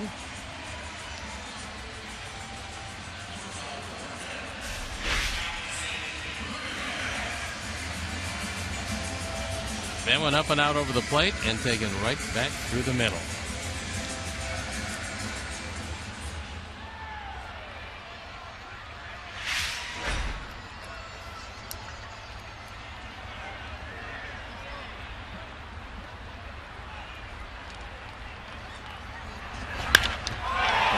Shot's going to hang up for him. That's a hang woof'em for Alexei. Meanwhile, we pick up one. We're into the 5th. Not good.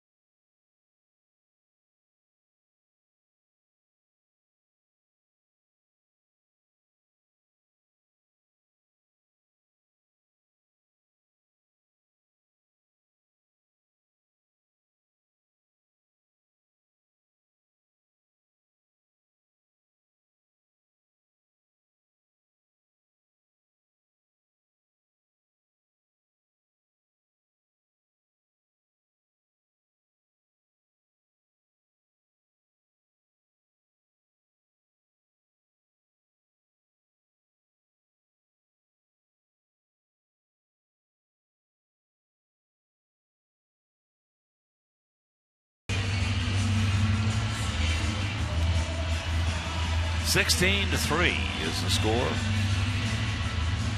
Oakland on top. It'll be Sogard to lead it off. Then Smolinski. Then back to the top of the order with Sam Fuld. He's checking the scoreboard. Trying to figure out who's doing what. Most disappointed that Tampa Bay is taking a 6-3 lead over the Yankees in the bottom of the 8th.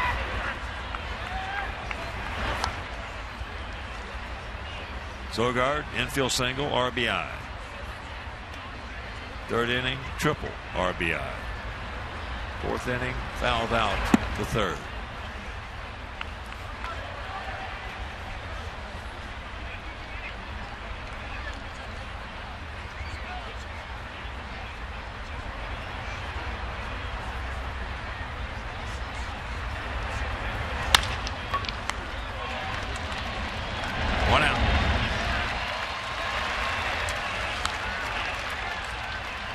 Hey, Sox fans, all season long you can score with Papa John's Pizza. The day after the Sox score 5 or more runs, you get 50% off your entire online order at papajohns.com with the promo code SOX5. That's at all participating Papa John's locations.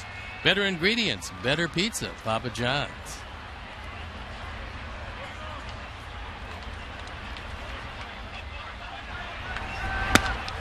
First pitch strike to Jake Smolinski. 1 for 3 with an RBI. Check that, 2 RBIs and a run scored.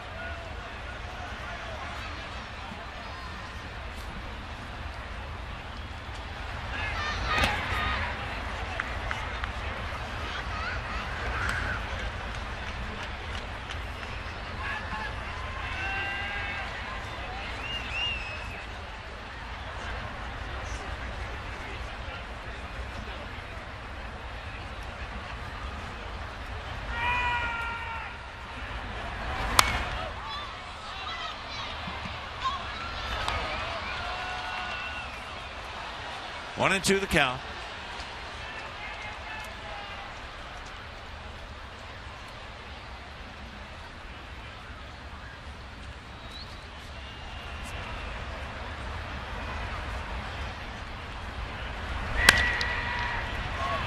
Chopper to Hopper.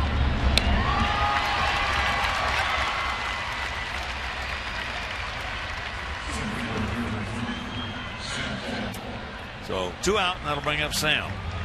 Sam's 2 for 4 with 1 RBI and 2 runs scored. So Zach Putnam has come in, restored a little bit of order to this one.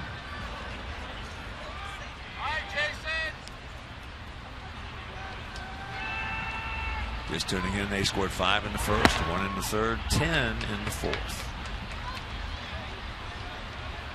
And this would be first 1-2-3 inning.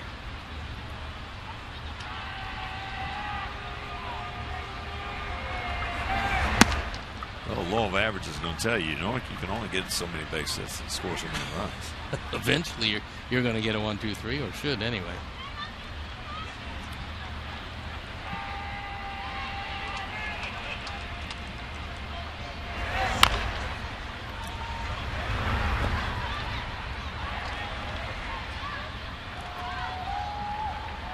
Two out, 1 and 2 the count.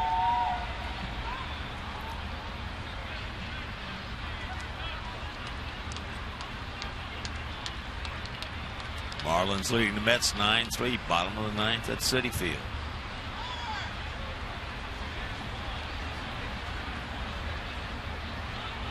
Bottom of the 5th down at Arlington. Rangers and the Astros are tied at 5. He gone. So 1-2-3 inning. And we go to the bottom of the 5th. We're halfway home, trailing big.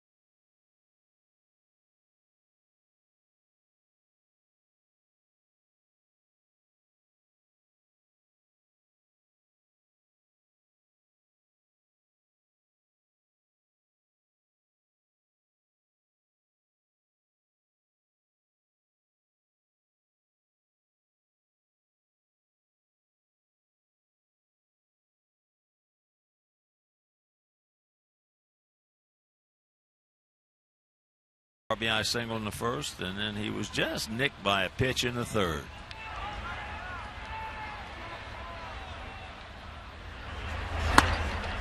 First pitch strike from 6'4" right-hander Aaron Brooks.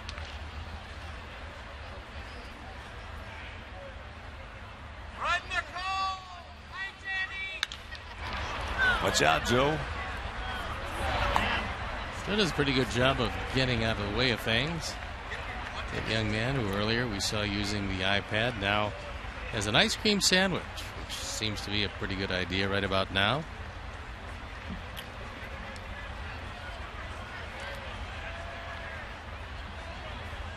The 0-2 pitch. Back through the middle and into center field.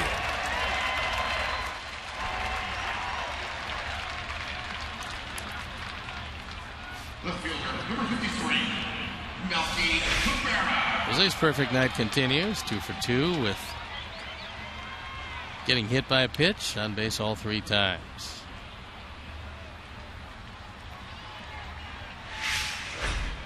Here's Melky, an RBI single in the first. He struck out in the third.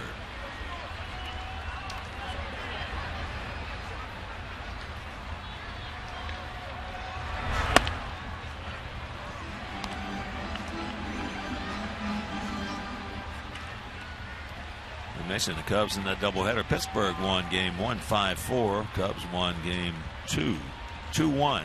Lester over Happ.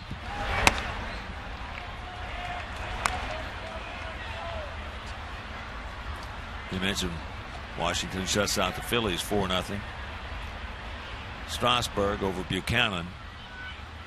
And in that game, Strasburg 14 strikeouts. That ball hit high and deep. Big back. He looks up. You can put it on the board. Yeah. High towering blast by Melky, and it's 16-5.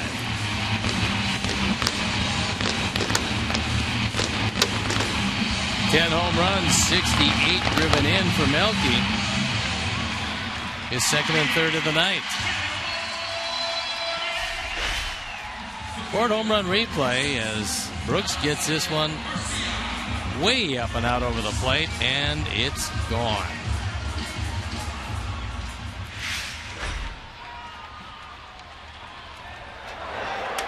So here's Avi. Avi is 0 for 2. Of course, with that home run by Cabrera, the Alex Nelius family, and Christine O'Reilly will hook up with White Sox Charities once again in loving memory of Ursula.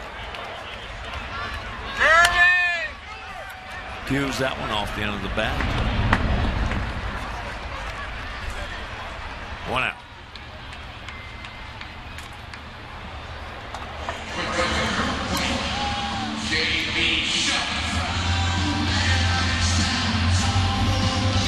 So here's Shuck. Walk, a single, and a run scored.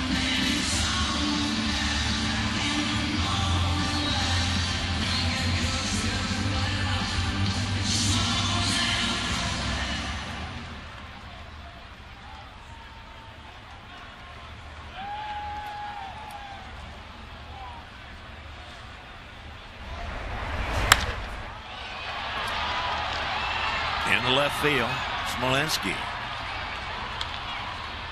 2 down. Hey, Sox fans, join Ron Kittle, Harold Baines, Avisail Garcia, and Carlos Sanchez on November 28th for the Sox on the Beach Apple Vacation. This 7-night all-inclusive hotel stay will be at the Iberostar Paraíso del Mar in beautiful Riviera Maya, Mexico. There's going to be a private welcome party and autograph session, food and drink, and special group activities with your White Sox hosts. Visit applevacations.com/White Sox to book your trip today. Mike Olds 1 for 2, a single. Last inning.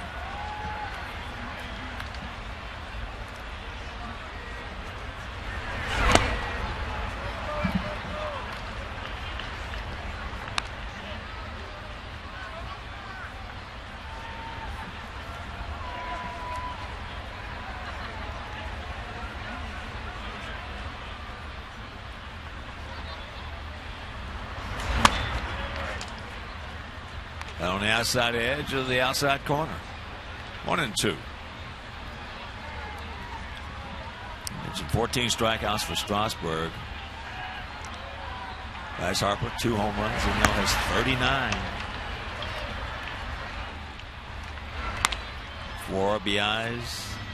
Now has 90.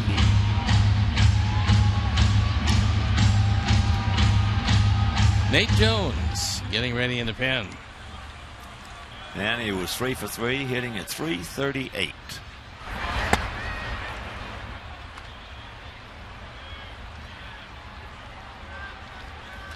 Strong numbers for MVP.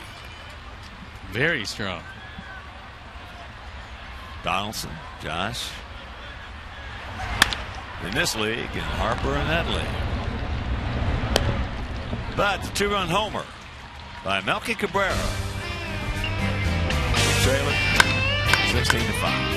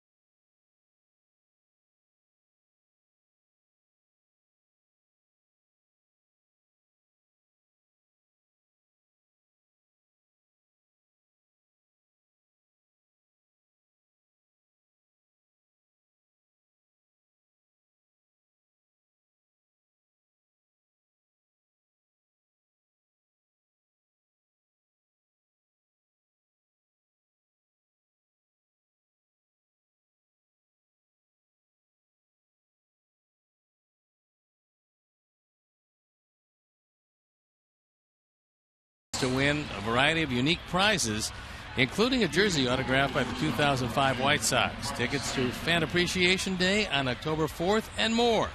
Visit whitesox.com/summersweeps. And Nate Jones comes into the game.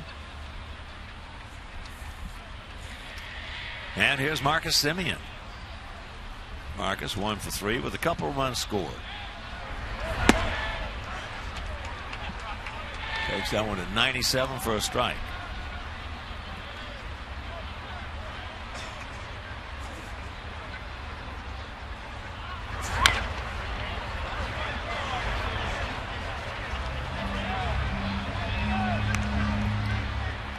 Nice play by Trace Thompson as he scoops one up, heading toward the dugout.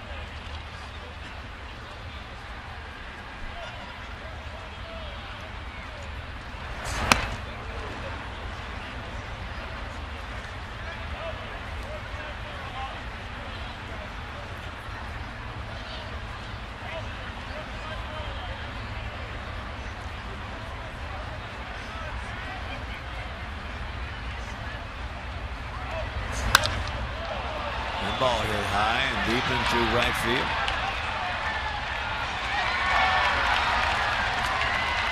And that is number 12 for Marcus.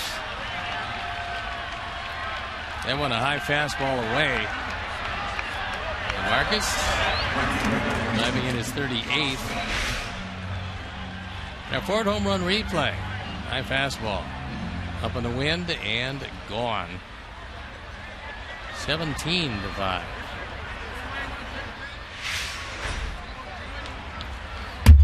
And here's Reddick. Reddick has scored 3 times. He's knocked in 4. Knocked in 4 back in the 4th inning at a 2-run homer and also had a 2-run single in that inning.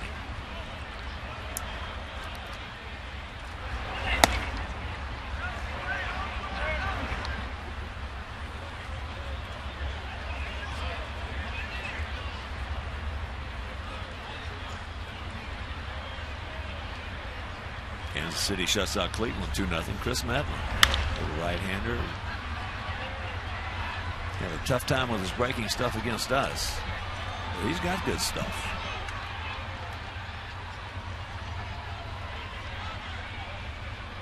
Holland picked up his 31st save.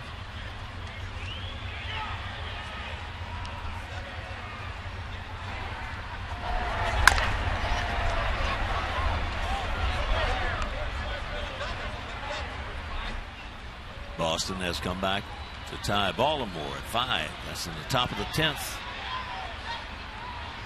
at Camden Yards.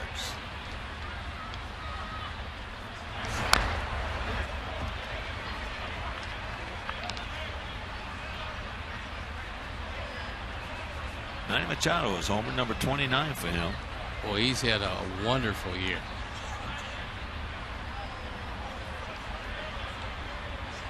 Come back from some major knee problems. He gone. 1 out.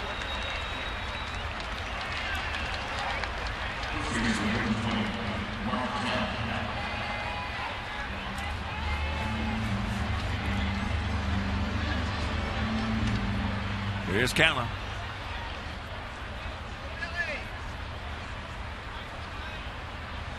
A walk, a run scored, a single, another single and a run scored, another single and an RBI.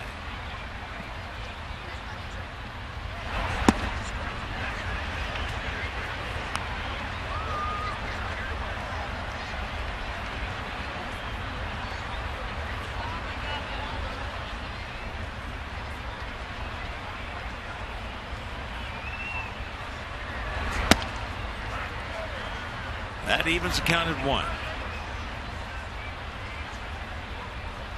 Tampa Bay beats the Yankees 6-3 in St. Pete. Odorizzi with a good changeup.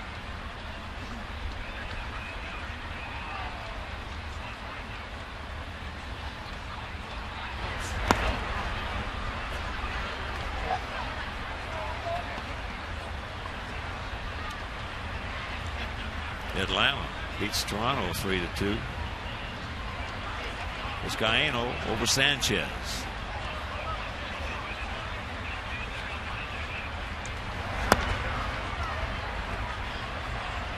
Pierzynski 3 for 4 in that game. AJ hitting at .296 on the season. Burley went 5 innings, giving up 6 hits, 2 runs, 1 earned.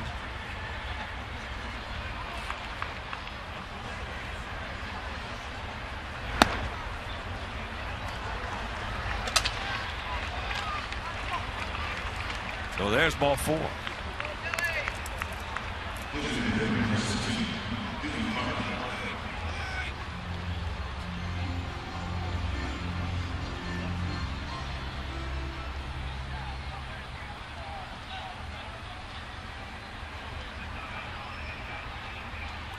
Big night for Billy Butler so far. 3 hits, 3 for 4, 3 RBIs, couple runs scored.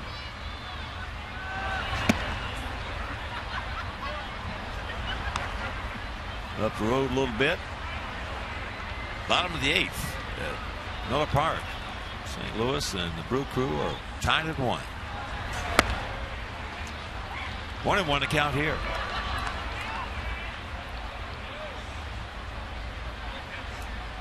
They're underway out of Safeco in Seattle. Mariners leading the Angels 1-0. That's a big game for every game right now. Is a big game for the Angels. Good block by Gio. Cincinnati scored 3 in the top of the 1st at San Francisco.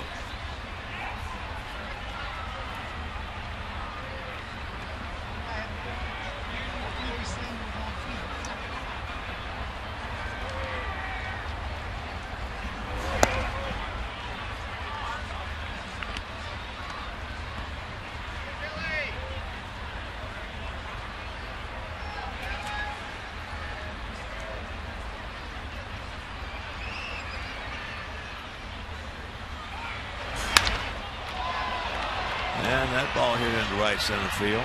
We got a man there.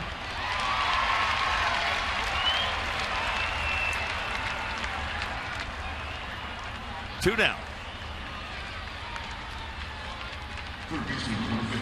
Max Muncy looking for his first hit. He is the lone man in this entire lineup. Well, somebody's got to wear it. Yeah, he does not have one yet.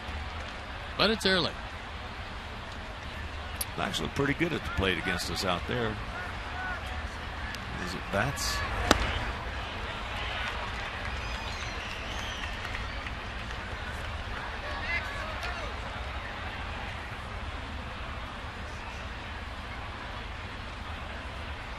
Pretty hard to believe that everyone in this lineup has at least one run batted in. Derek Sogard, the only one who hasn't scored a run. Isn't that kind of a night? That 3-game sweep we had against them earlier was the first time since '97.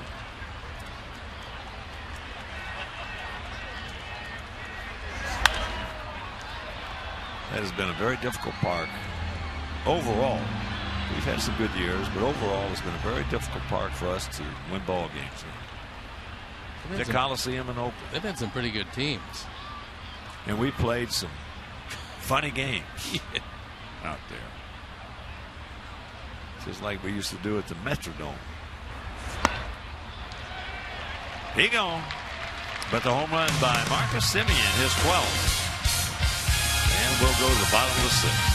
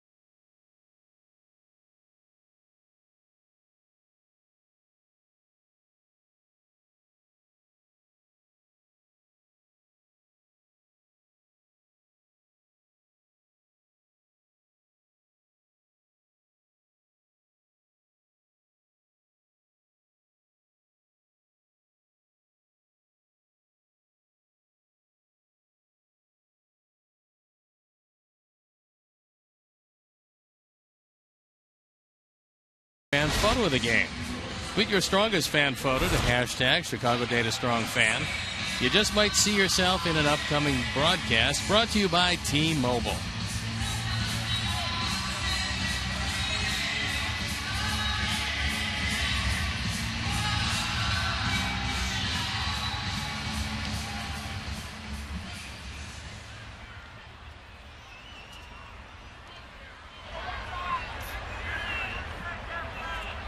Micah Johnson will lead it off for us.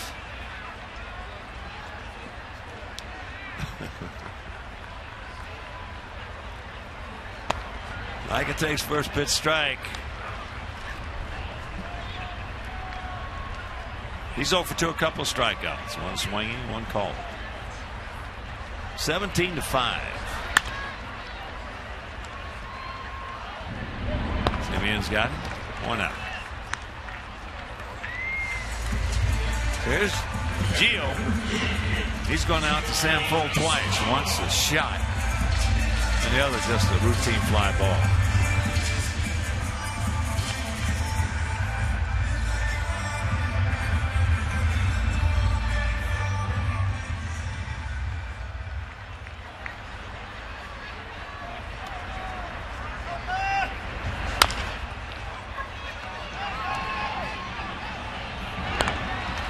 Two down. Nice play by Muncy as he came on, charged that one, had some time, and got it across.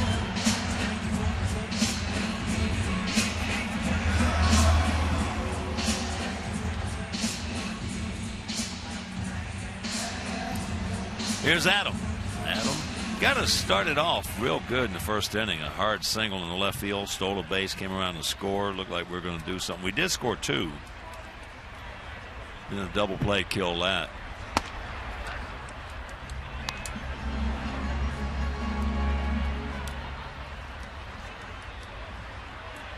He also has an RBI single.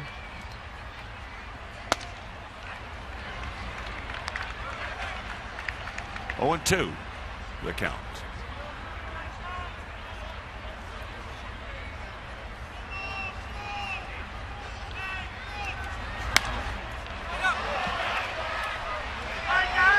Josh. 1, 2, 3 inning, and we're into the 7th.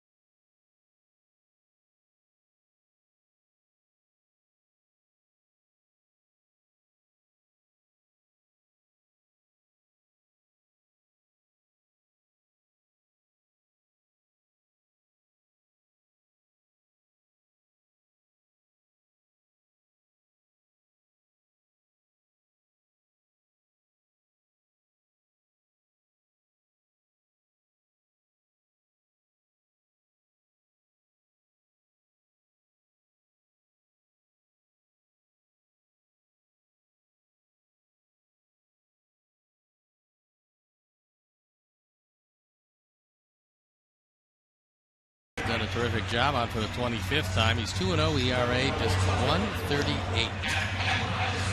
Samardzija started. He had a tough go, as did Webb, then Putnam, Jones, and now Alberts to follow out of the pen.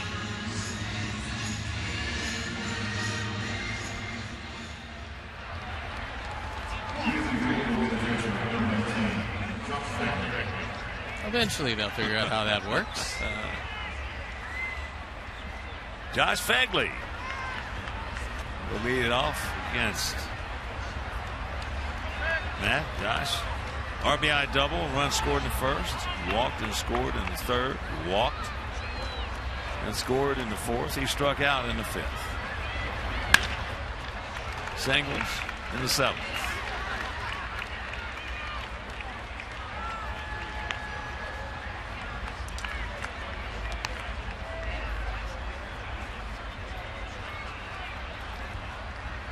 Well, here's Sogard.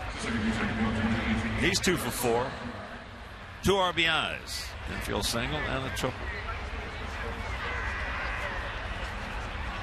Yeah, Jeff had a tough night. Control-wise, he walked a couple guys in the first. They came around to score. He just couldn't locate.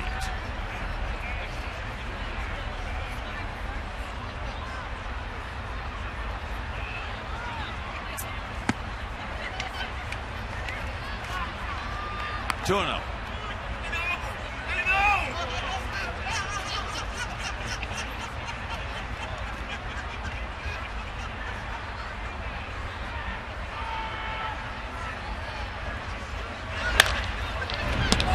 Nice.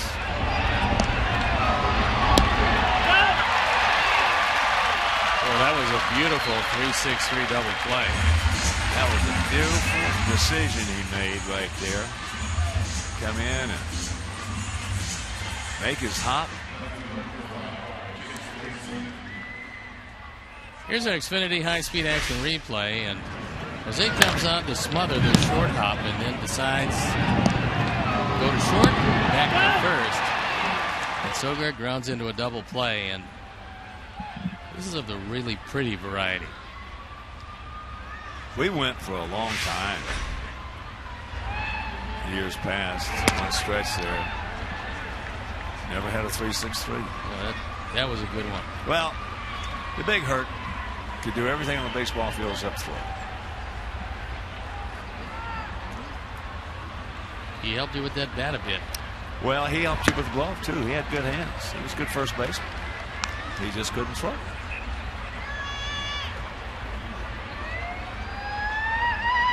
Do everything else. He ran good. First 8 years he played, the best right-handed hitter I ever saw. Put numbers up that nobody ever did. But right here, 1-2 the count to Smolinski.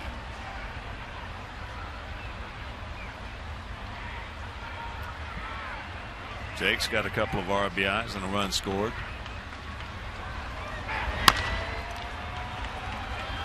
Backhand, nice play. Beautiful. Both ends. Brayu, Alexei, 7th inning stretch. 17-5.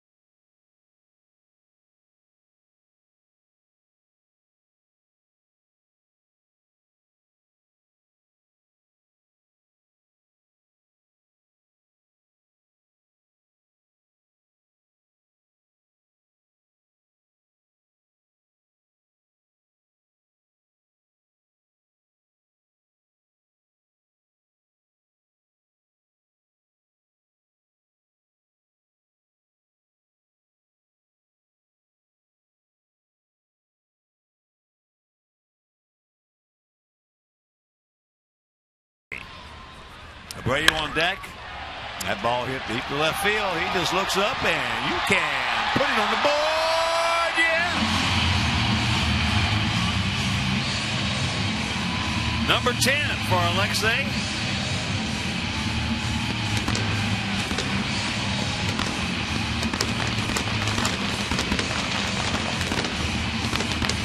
Ten and 57 on the power numbers. He hit the ball very well in the third and the fourth inning with line drives to show for it.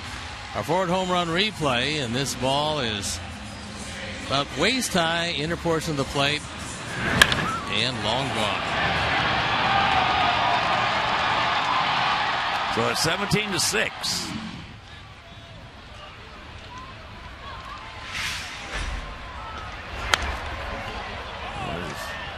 Jose. He's 2 for 2 with an RBI and a run scored. He also was just nicked by a pitch.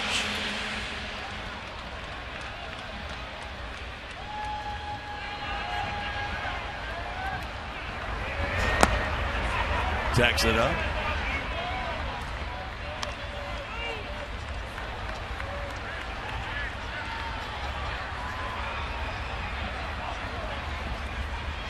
Each team with 2 home runs.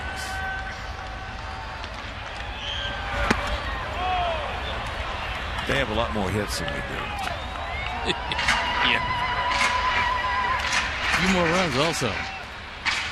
Yeah.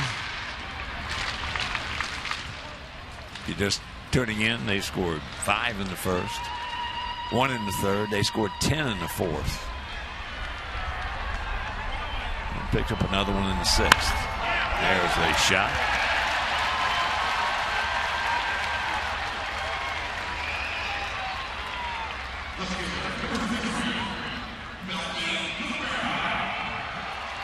And here's Melky coming to the plate as Bobby Melvin out.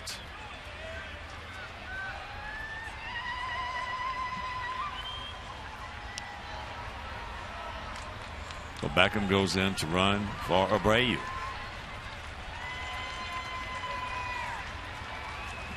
And Gordon comes in.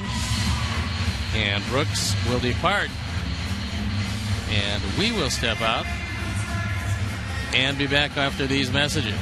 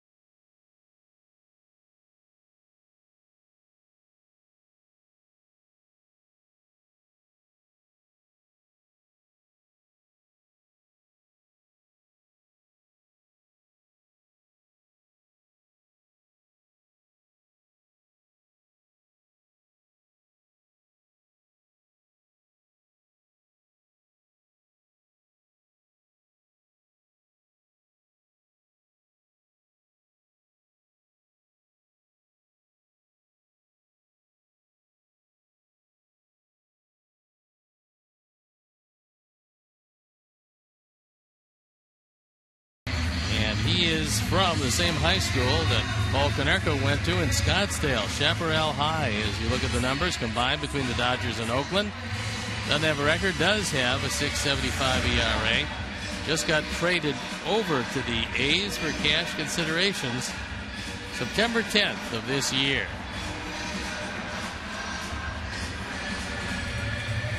And as Melky comes to the plate, we'll take a look at that home run in the 5th inning from the left side. Look at high change. And that was his 10th home run of the year, his 3rd run batted in of the night. He also has an RBI single. He's 2 for 3.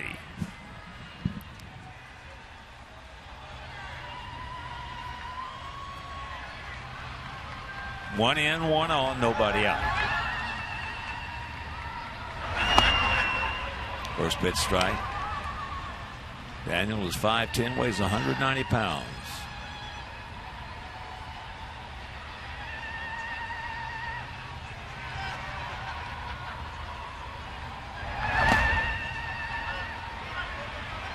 Bagley kept in front of him.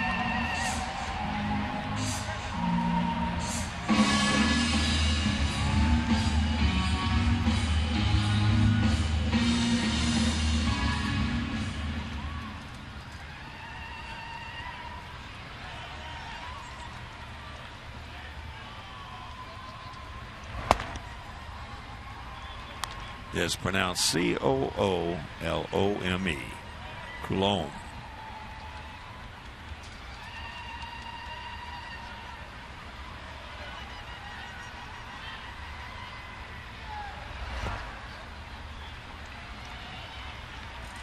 Two and two the count.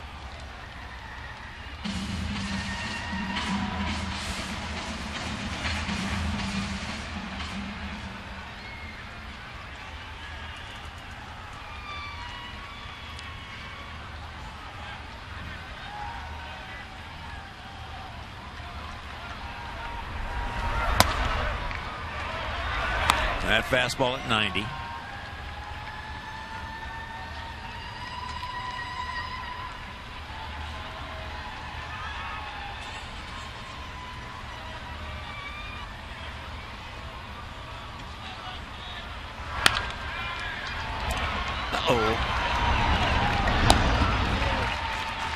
Two down.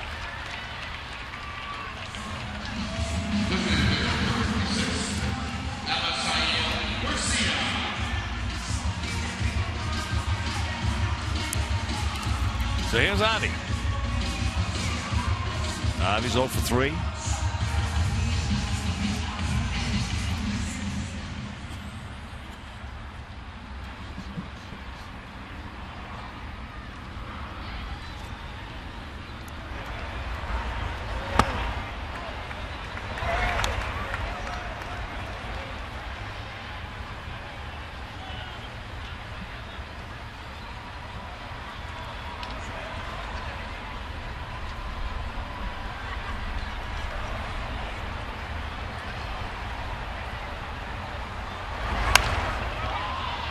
You got a cookie right there and missed it. Still the count 0-2. This one's right down the middle. It's a rolling curveball, and he fouls it off.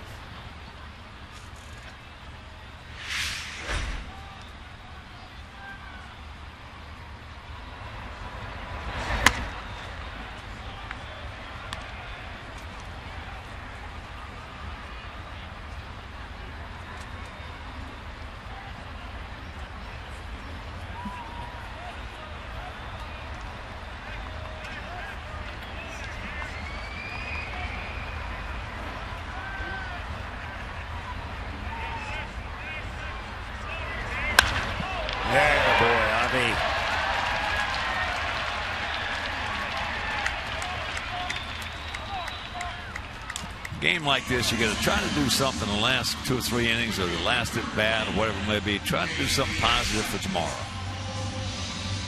We got that ball up and out over the plate. A fastball, and records his first hit of the night.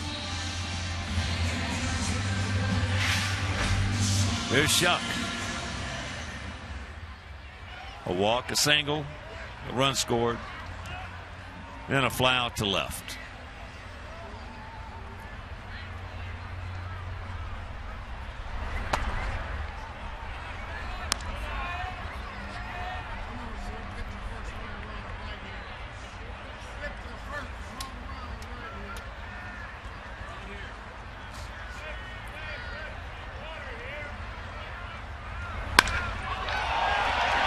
That's high. Stretch. No. He just missed it, but the home run by Alexei went to the 8th. Trailer.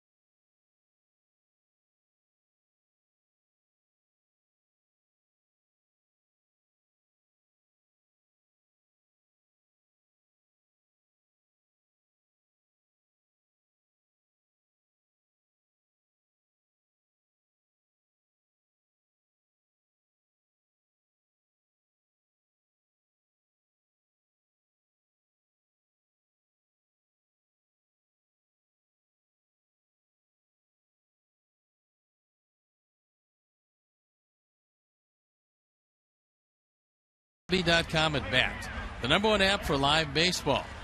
At Bat brings you baseball wherever you are with live look-ins, highlights, replay previews, scores, StatCast, live radio broadcasts, and the MLB.TV game of the day, as well as more. Download MLB.com at Bat for your app or smartphone and tablet today. Gordon Beckham stays in the game to play third base. That will shift Mike Olt across the diamond to play first. And on the hill, the hard-throwing, very scrappy right-hander, Leary Garcia.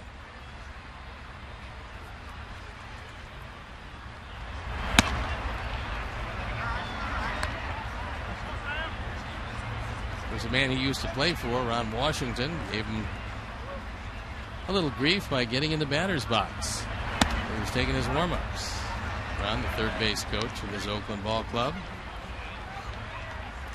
Sam Fold, couple of hits, couple runs scored. 2 for 5. 2-1.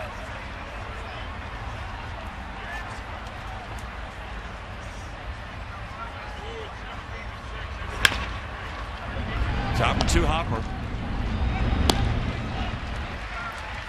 And prior to the game, Chicago police officer Darlene Rodriguez was the winner of the Mazda Sox car. Christine O'Reilly was telling us that she bought 1 ticket, and that 1 ticket was the winner. Overall, that raffle raised over $42,000 for White Sox charities, and once again, our deep thanks go out to C.J. Wilson Mazda, who generously donated that beautiful car. Tyler Ladendorf coming on a pinch hit.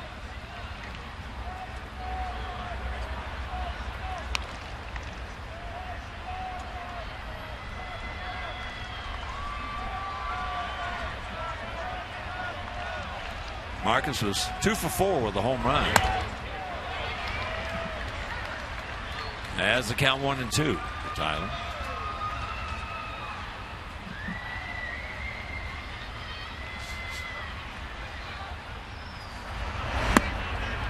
Oh, little spinner. Tries to take a little something off.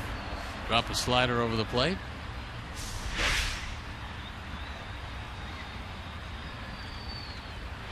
And the 2-2. Hit him on the fist. Popped him up. Gordon just can't quite get there. Good effort.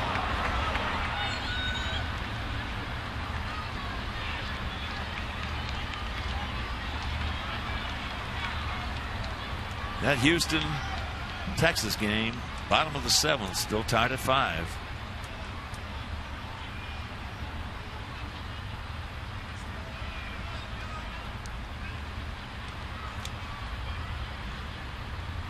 And tomorrow night,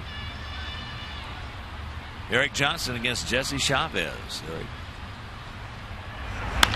pitched well as that's into center field, and that's going to fall for a base hit.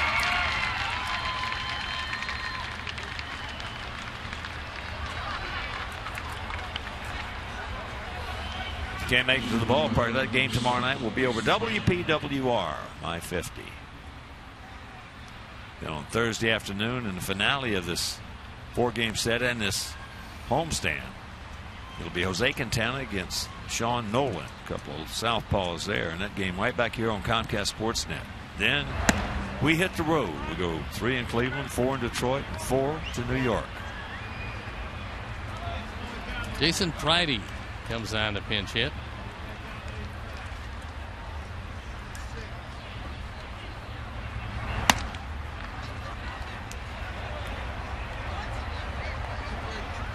Reddick was 2 for 4 with a homer, 4 RBIs. He had a 2-run homer in the 4th inning and a 2-run single in the 4th inning.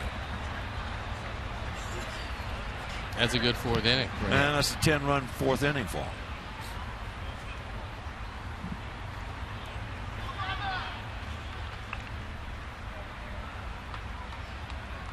Two-0.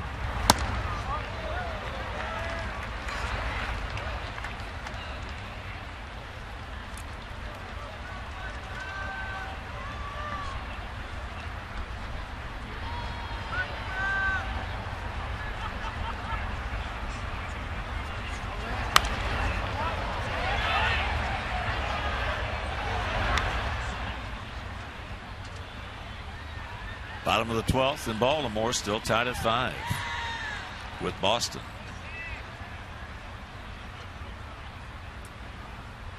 Bottom of the 8th in Minnesota. Twins trying to come back. It's now 4-3 Tigers.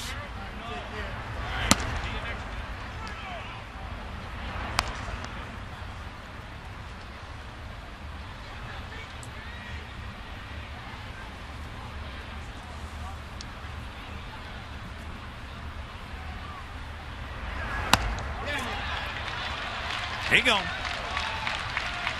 2 down. The first strikeout. Leury Garcia just chalk one up. Routine. Good movement. Throws that fastball out of the zone, and Bridie chases it.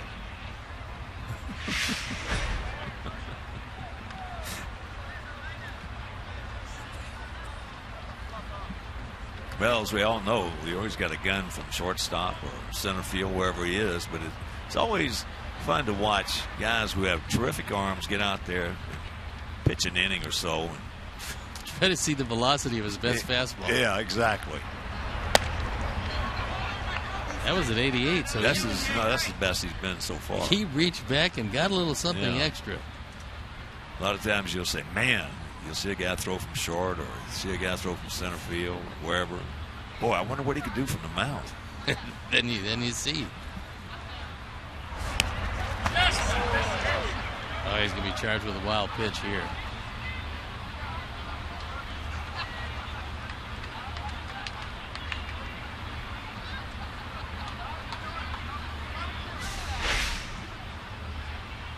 And there was a bit of a doubt at first, but not when Bob Rosenberg said wild pitch.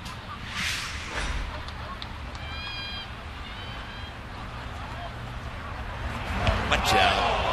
That hit him.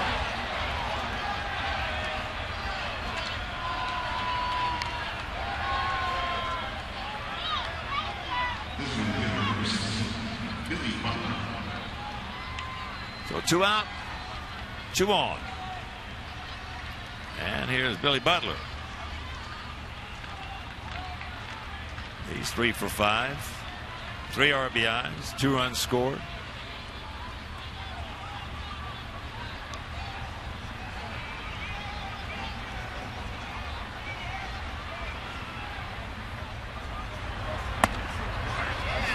And he takes first pitch strike.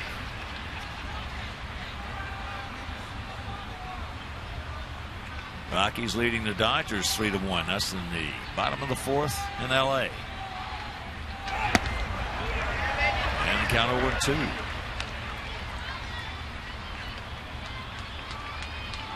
10th inning in Milwaukee, still tied at 1 with the Cardinals.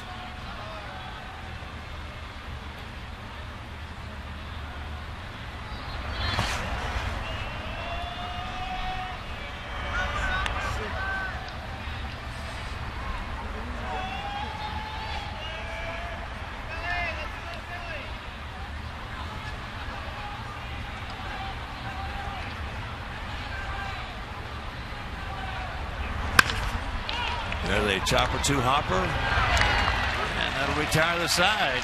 So a scoreless top of the 8th for Leury.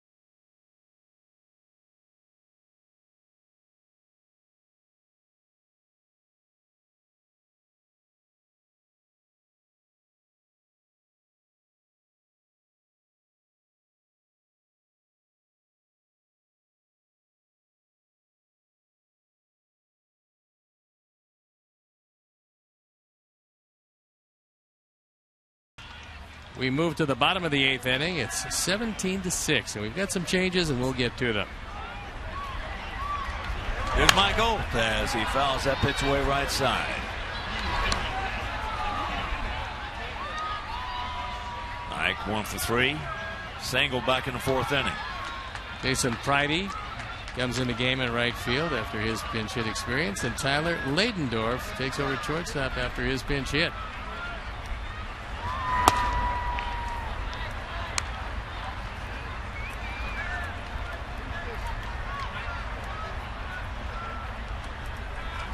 If you're just getting home, checking in, they scored 5 in the 1st, 1 in the 3rd, 10 in the 4th, 1 in the 6th. We have as many home runs as they do. They have 2 and we have 2.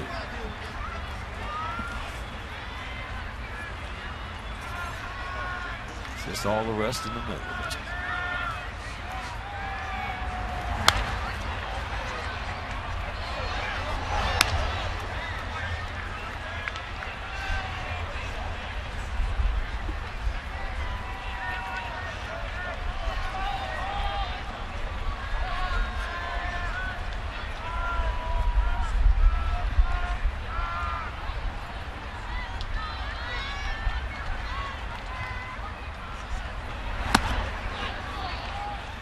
One out.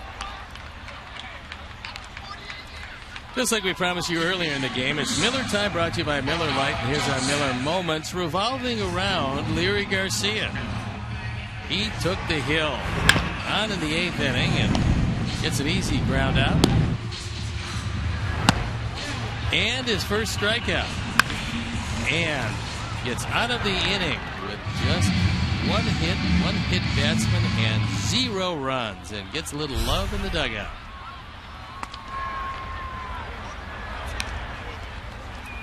Here's Micah. He's 0 for 3 tonight, 0 for 7 in the series.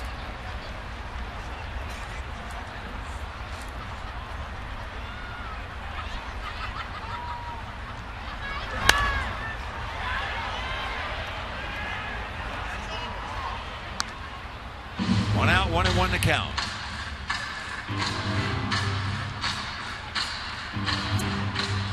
(17, 18, and 0 for them. 6, 11, and 2 for us.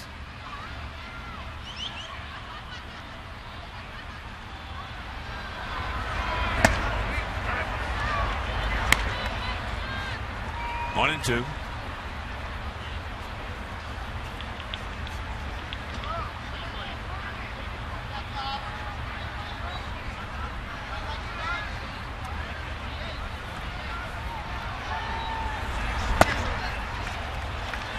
Two down.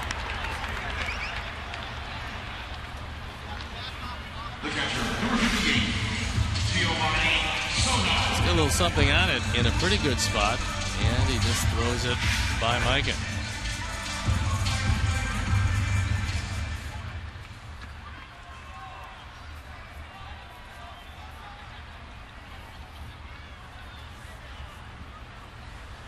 Here's Giovanni.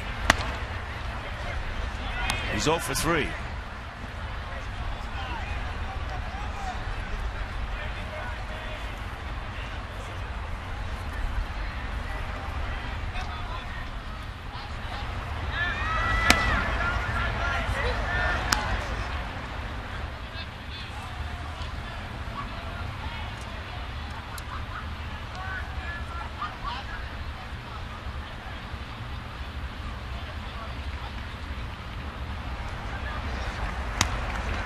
And there's a strike. Angels leading the Mariners 3-1. Game in the bottom of the 4th out in Seattle. David Murphy with a 3-run homer.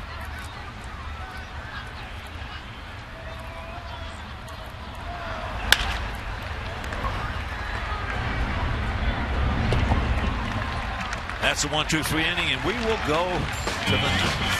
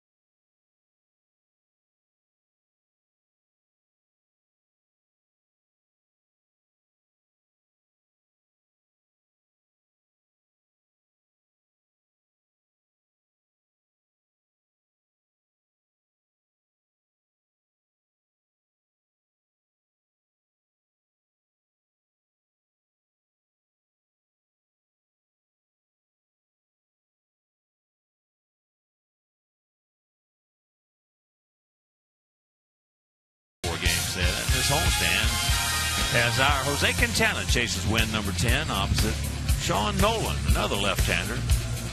Coverage begins at 12:30 with White Sox pregame live presented by Orland Park Toyota on CSN Chicago. We've got ourselves Tyler Saladino coming in at shortstop, but the big story is our lanky right-hander on the hill, Alexei Ramirez, his first career pitching appearance. And looking at his motion, he's done some pitching before. That was 90 miles an hour. 2 years ago, I was watching him in spring training, messing around one morning. He was bringing it. He can bring it. I mean, he was bringing it. 1-1 the count. Breaking ball a little wide, but he's got to get the feel of that. Yeah.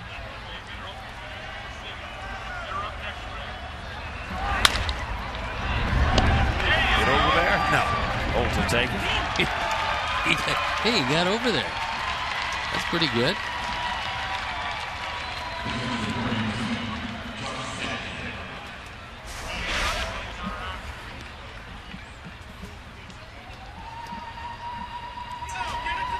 Muncy,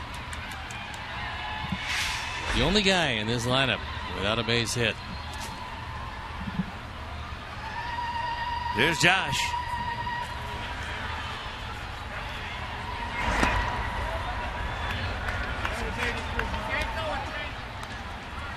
Josh, couple of hits, 3 runs scored, RBI, picked up his 15th double in the first inning. That one at 90.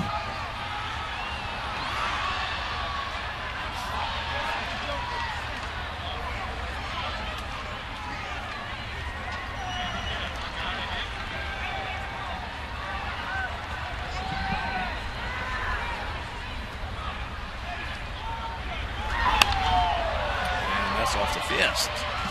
Got in on it. There's a whole lot of guys that have pitched a long time in the major leagues can't get to 90 miles an hour.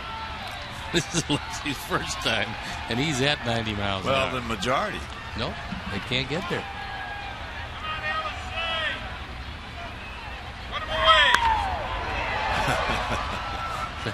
Pull the string on him. Had him out a little in front on that one.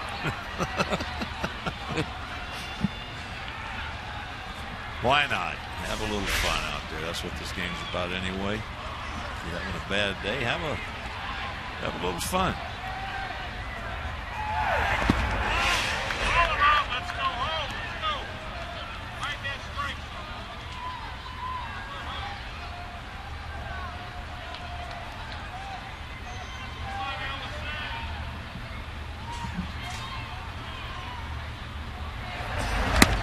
Full count.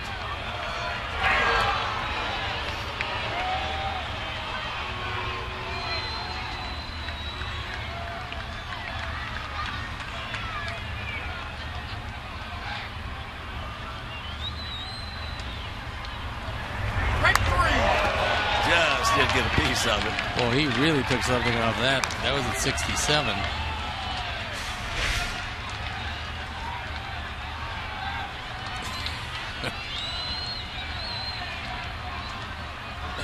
Interesting swing. Josh's swing was in sections.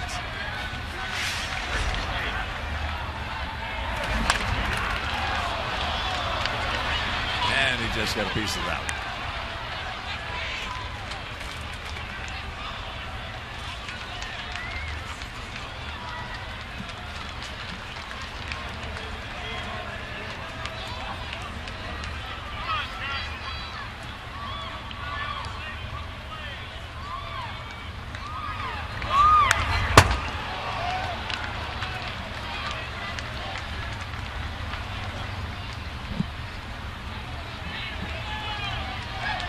$17, 18-0 for them. 11-2 for us. Meanwhile, it's a 10-pitch at bat.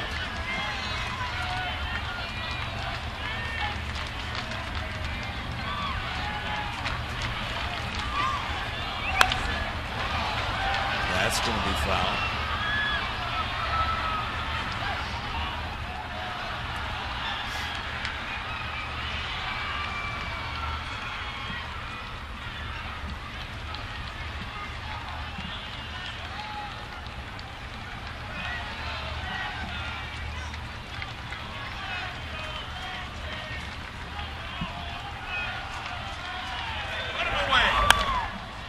And another foul.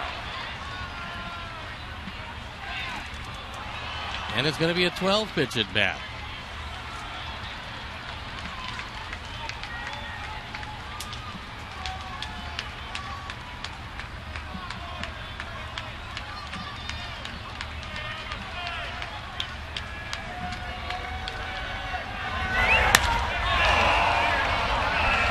Hit into left center field.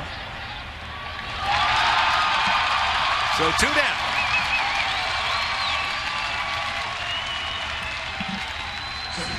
That's it, Alexi. Use the big part of the park. That's what it's there for.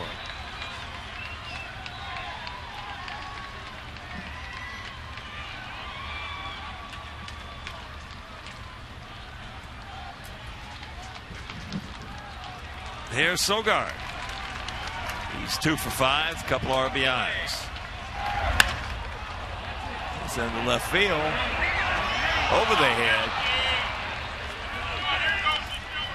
So he'll pick up a double.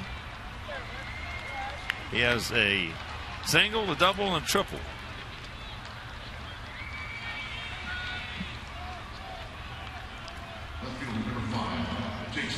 See, this is when you tell your fielders they were playing out of position.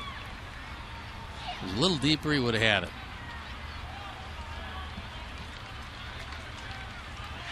Smolinski, Jake. 1 for 5 with 2 RBIs.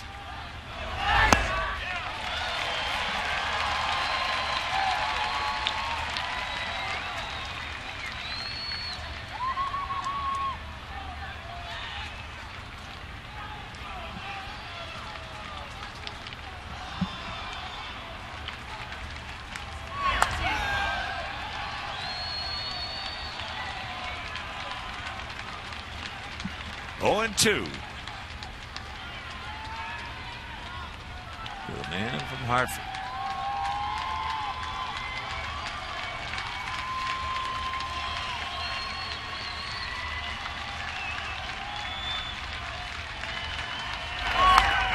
Just did get a piece of it. He really pulled the string that time. He was looking for the wipeout pitch.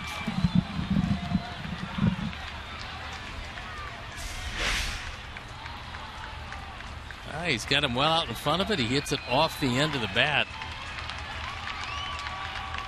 Lexi fooled him. So an 0-2 pitch, and he fouls it straight back.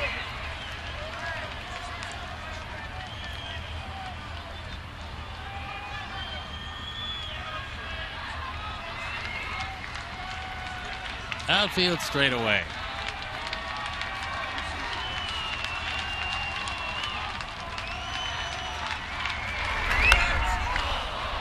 He stays alive. So Alexi getting his first inning ever of work, trying to match his all-purpose counterpart, Leury Garcia, who pitched an 8th inning where he gave up a hit and a hit batsman and a strikeout, but got out with no runs. So Gio goes out there, and there is a very happy Oakland bench cheering on both combatants.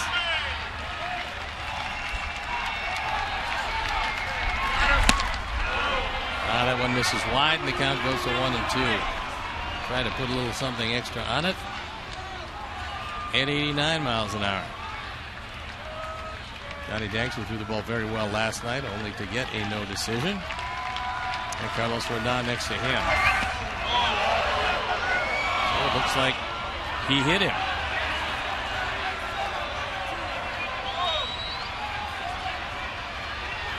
That'll put runners at first and second, just like Leury, who gave up a base hit and then a hit batsman.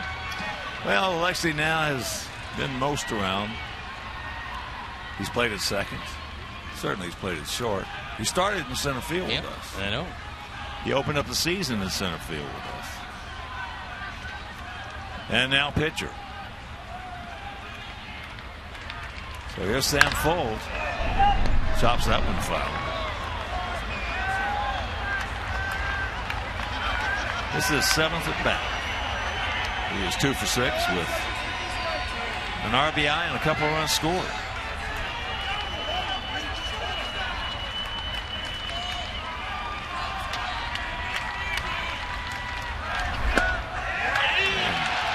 I forgot about that. He played third base for 1 year.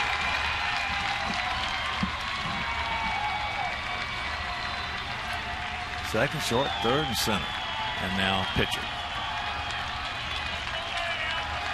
And the 0-2.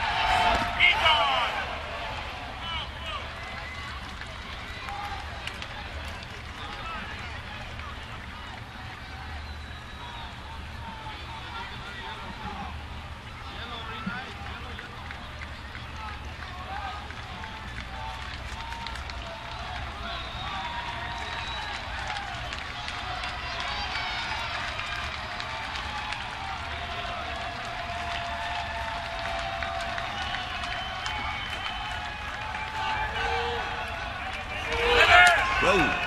2-2. 2 on, 2 out, 2 balls, 2 strikes. Top of the 9th inning.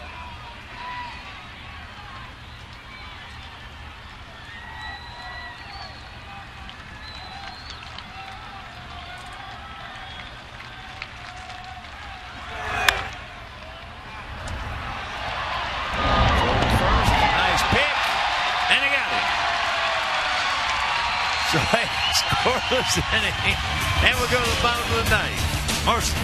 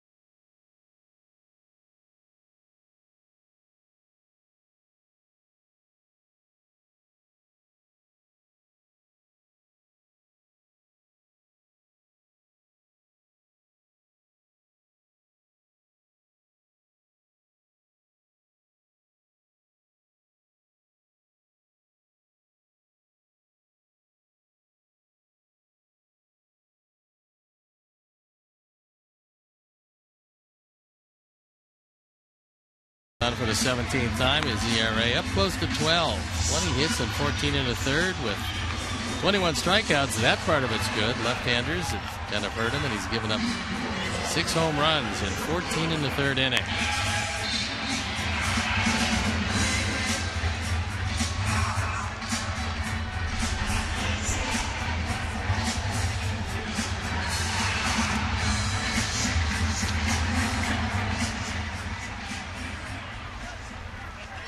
Top of the order for us here in the bottom of the 9th. Eaton, Ramirez, Beckham. Adam 2 for 4 with an RBI, a stolen base, and a run scored.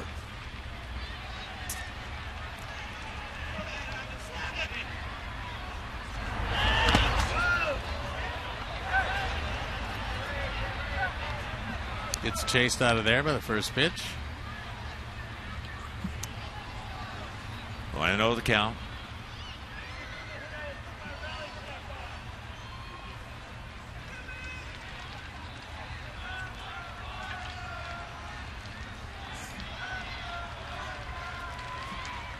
Just tuning in, they scored 5 in the first, 1 in the third, 10 in the fourth. There, he just smokes that one right back through the middle.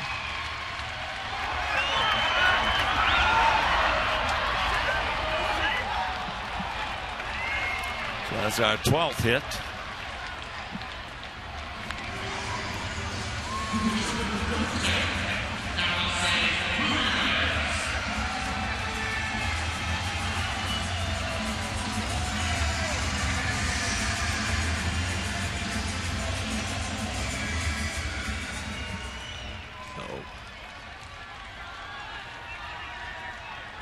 Here's Alexei.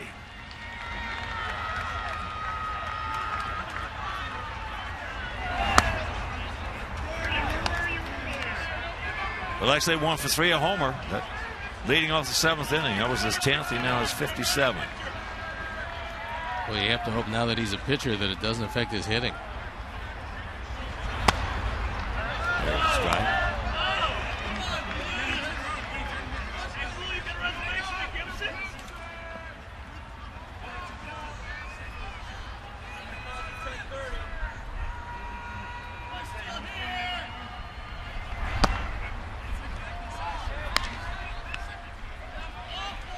Two and one.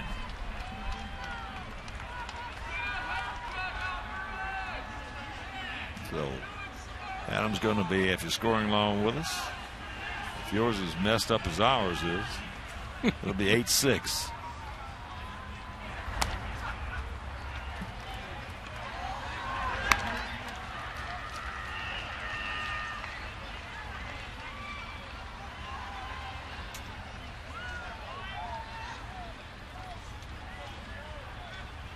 Three and one to count.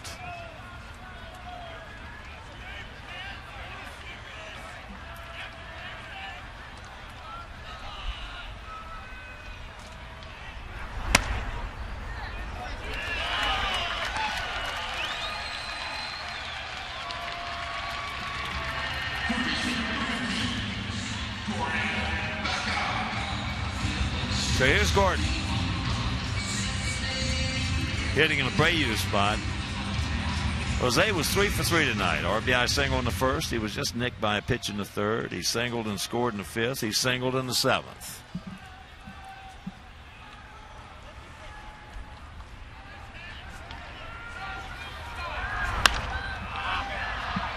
Popped up. And it's not going to come back.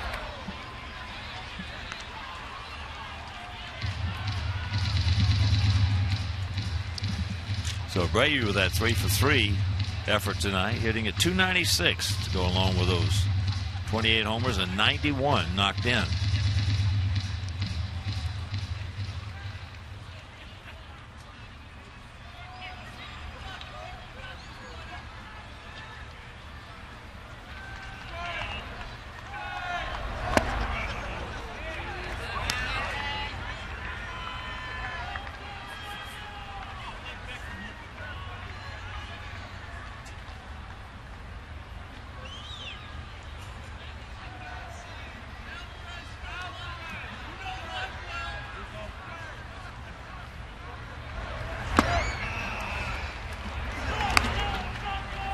Two down.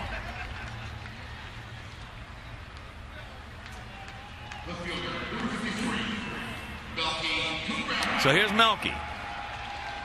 Melky's 2 for 4, RBI single in the first, a 2-run homer in the fifth.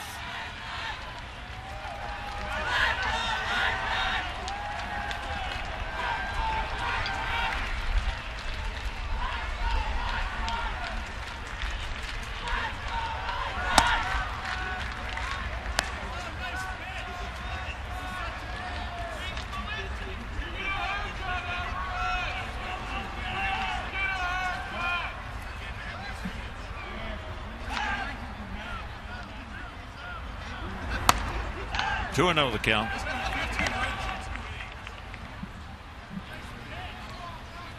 Alvarez has that low 3/4 arm delivery, making him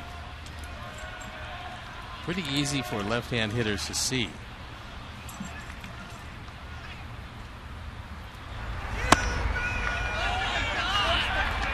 Three and 0.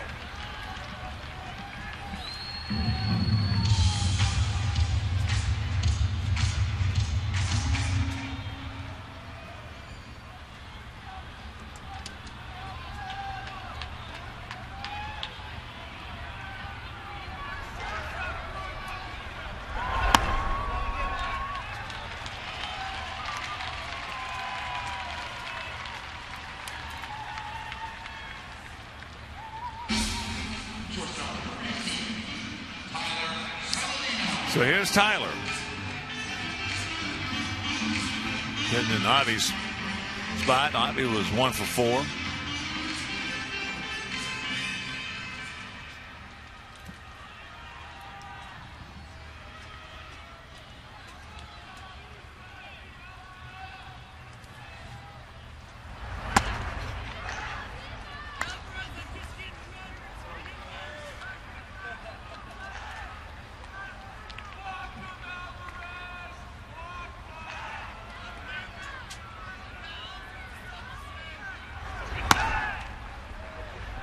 He was at 1.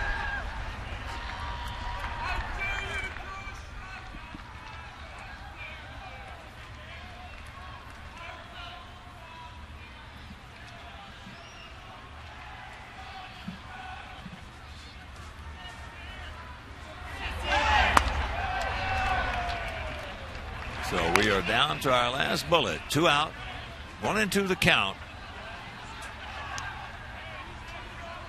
Here in the bottom of the 9th inning.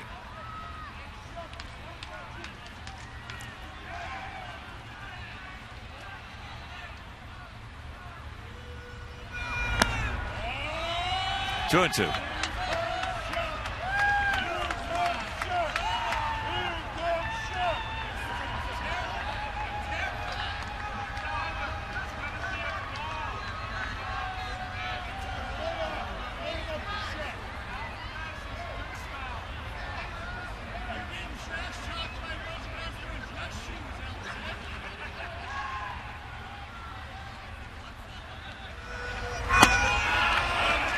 And this ball game is over.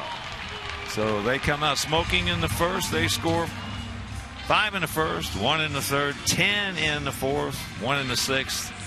They win it 17-6, and it just was not a good night for our Jeff. No, there wasn't too much going on, and hopefully Jeff can right the ship before this is over and maybe get a release point and throw a couple of good ball games.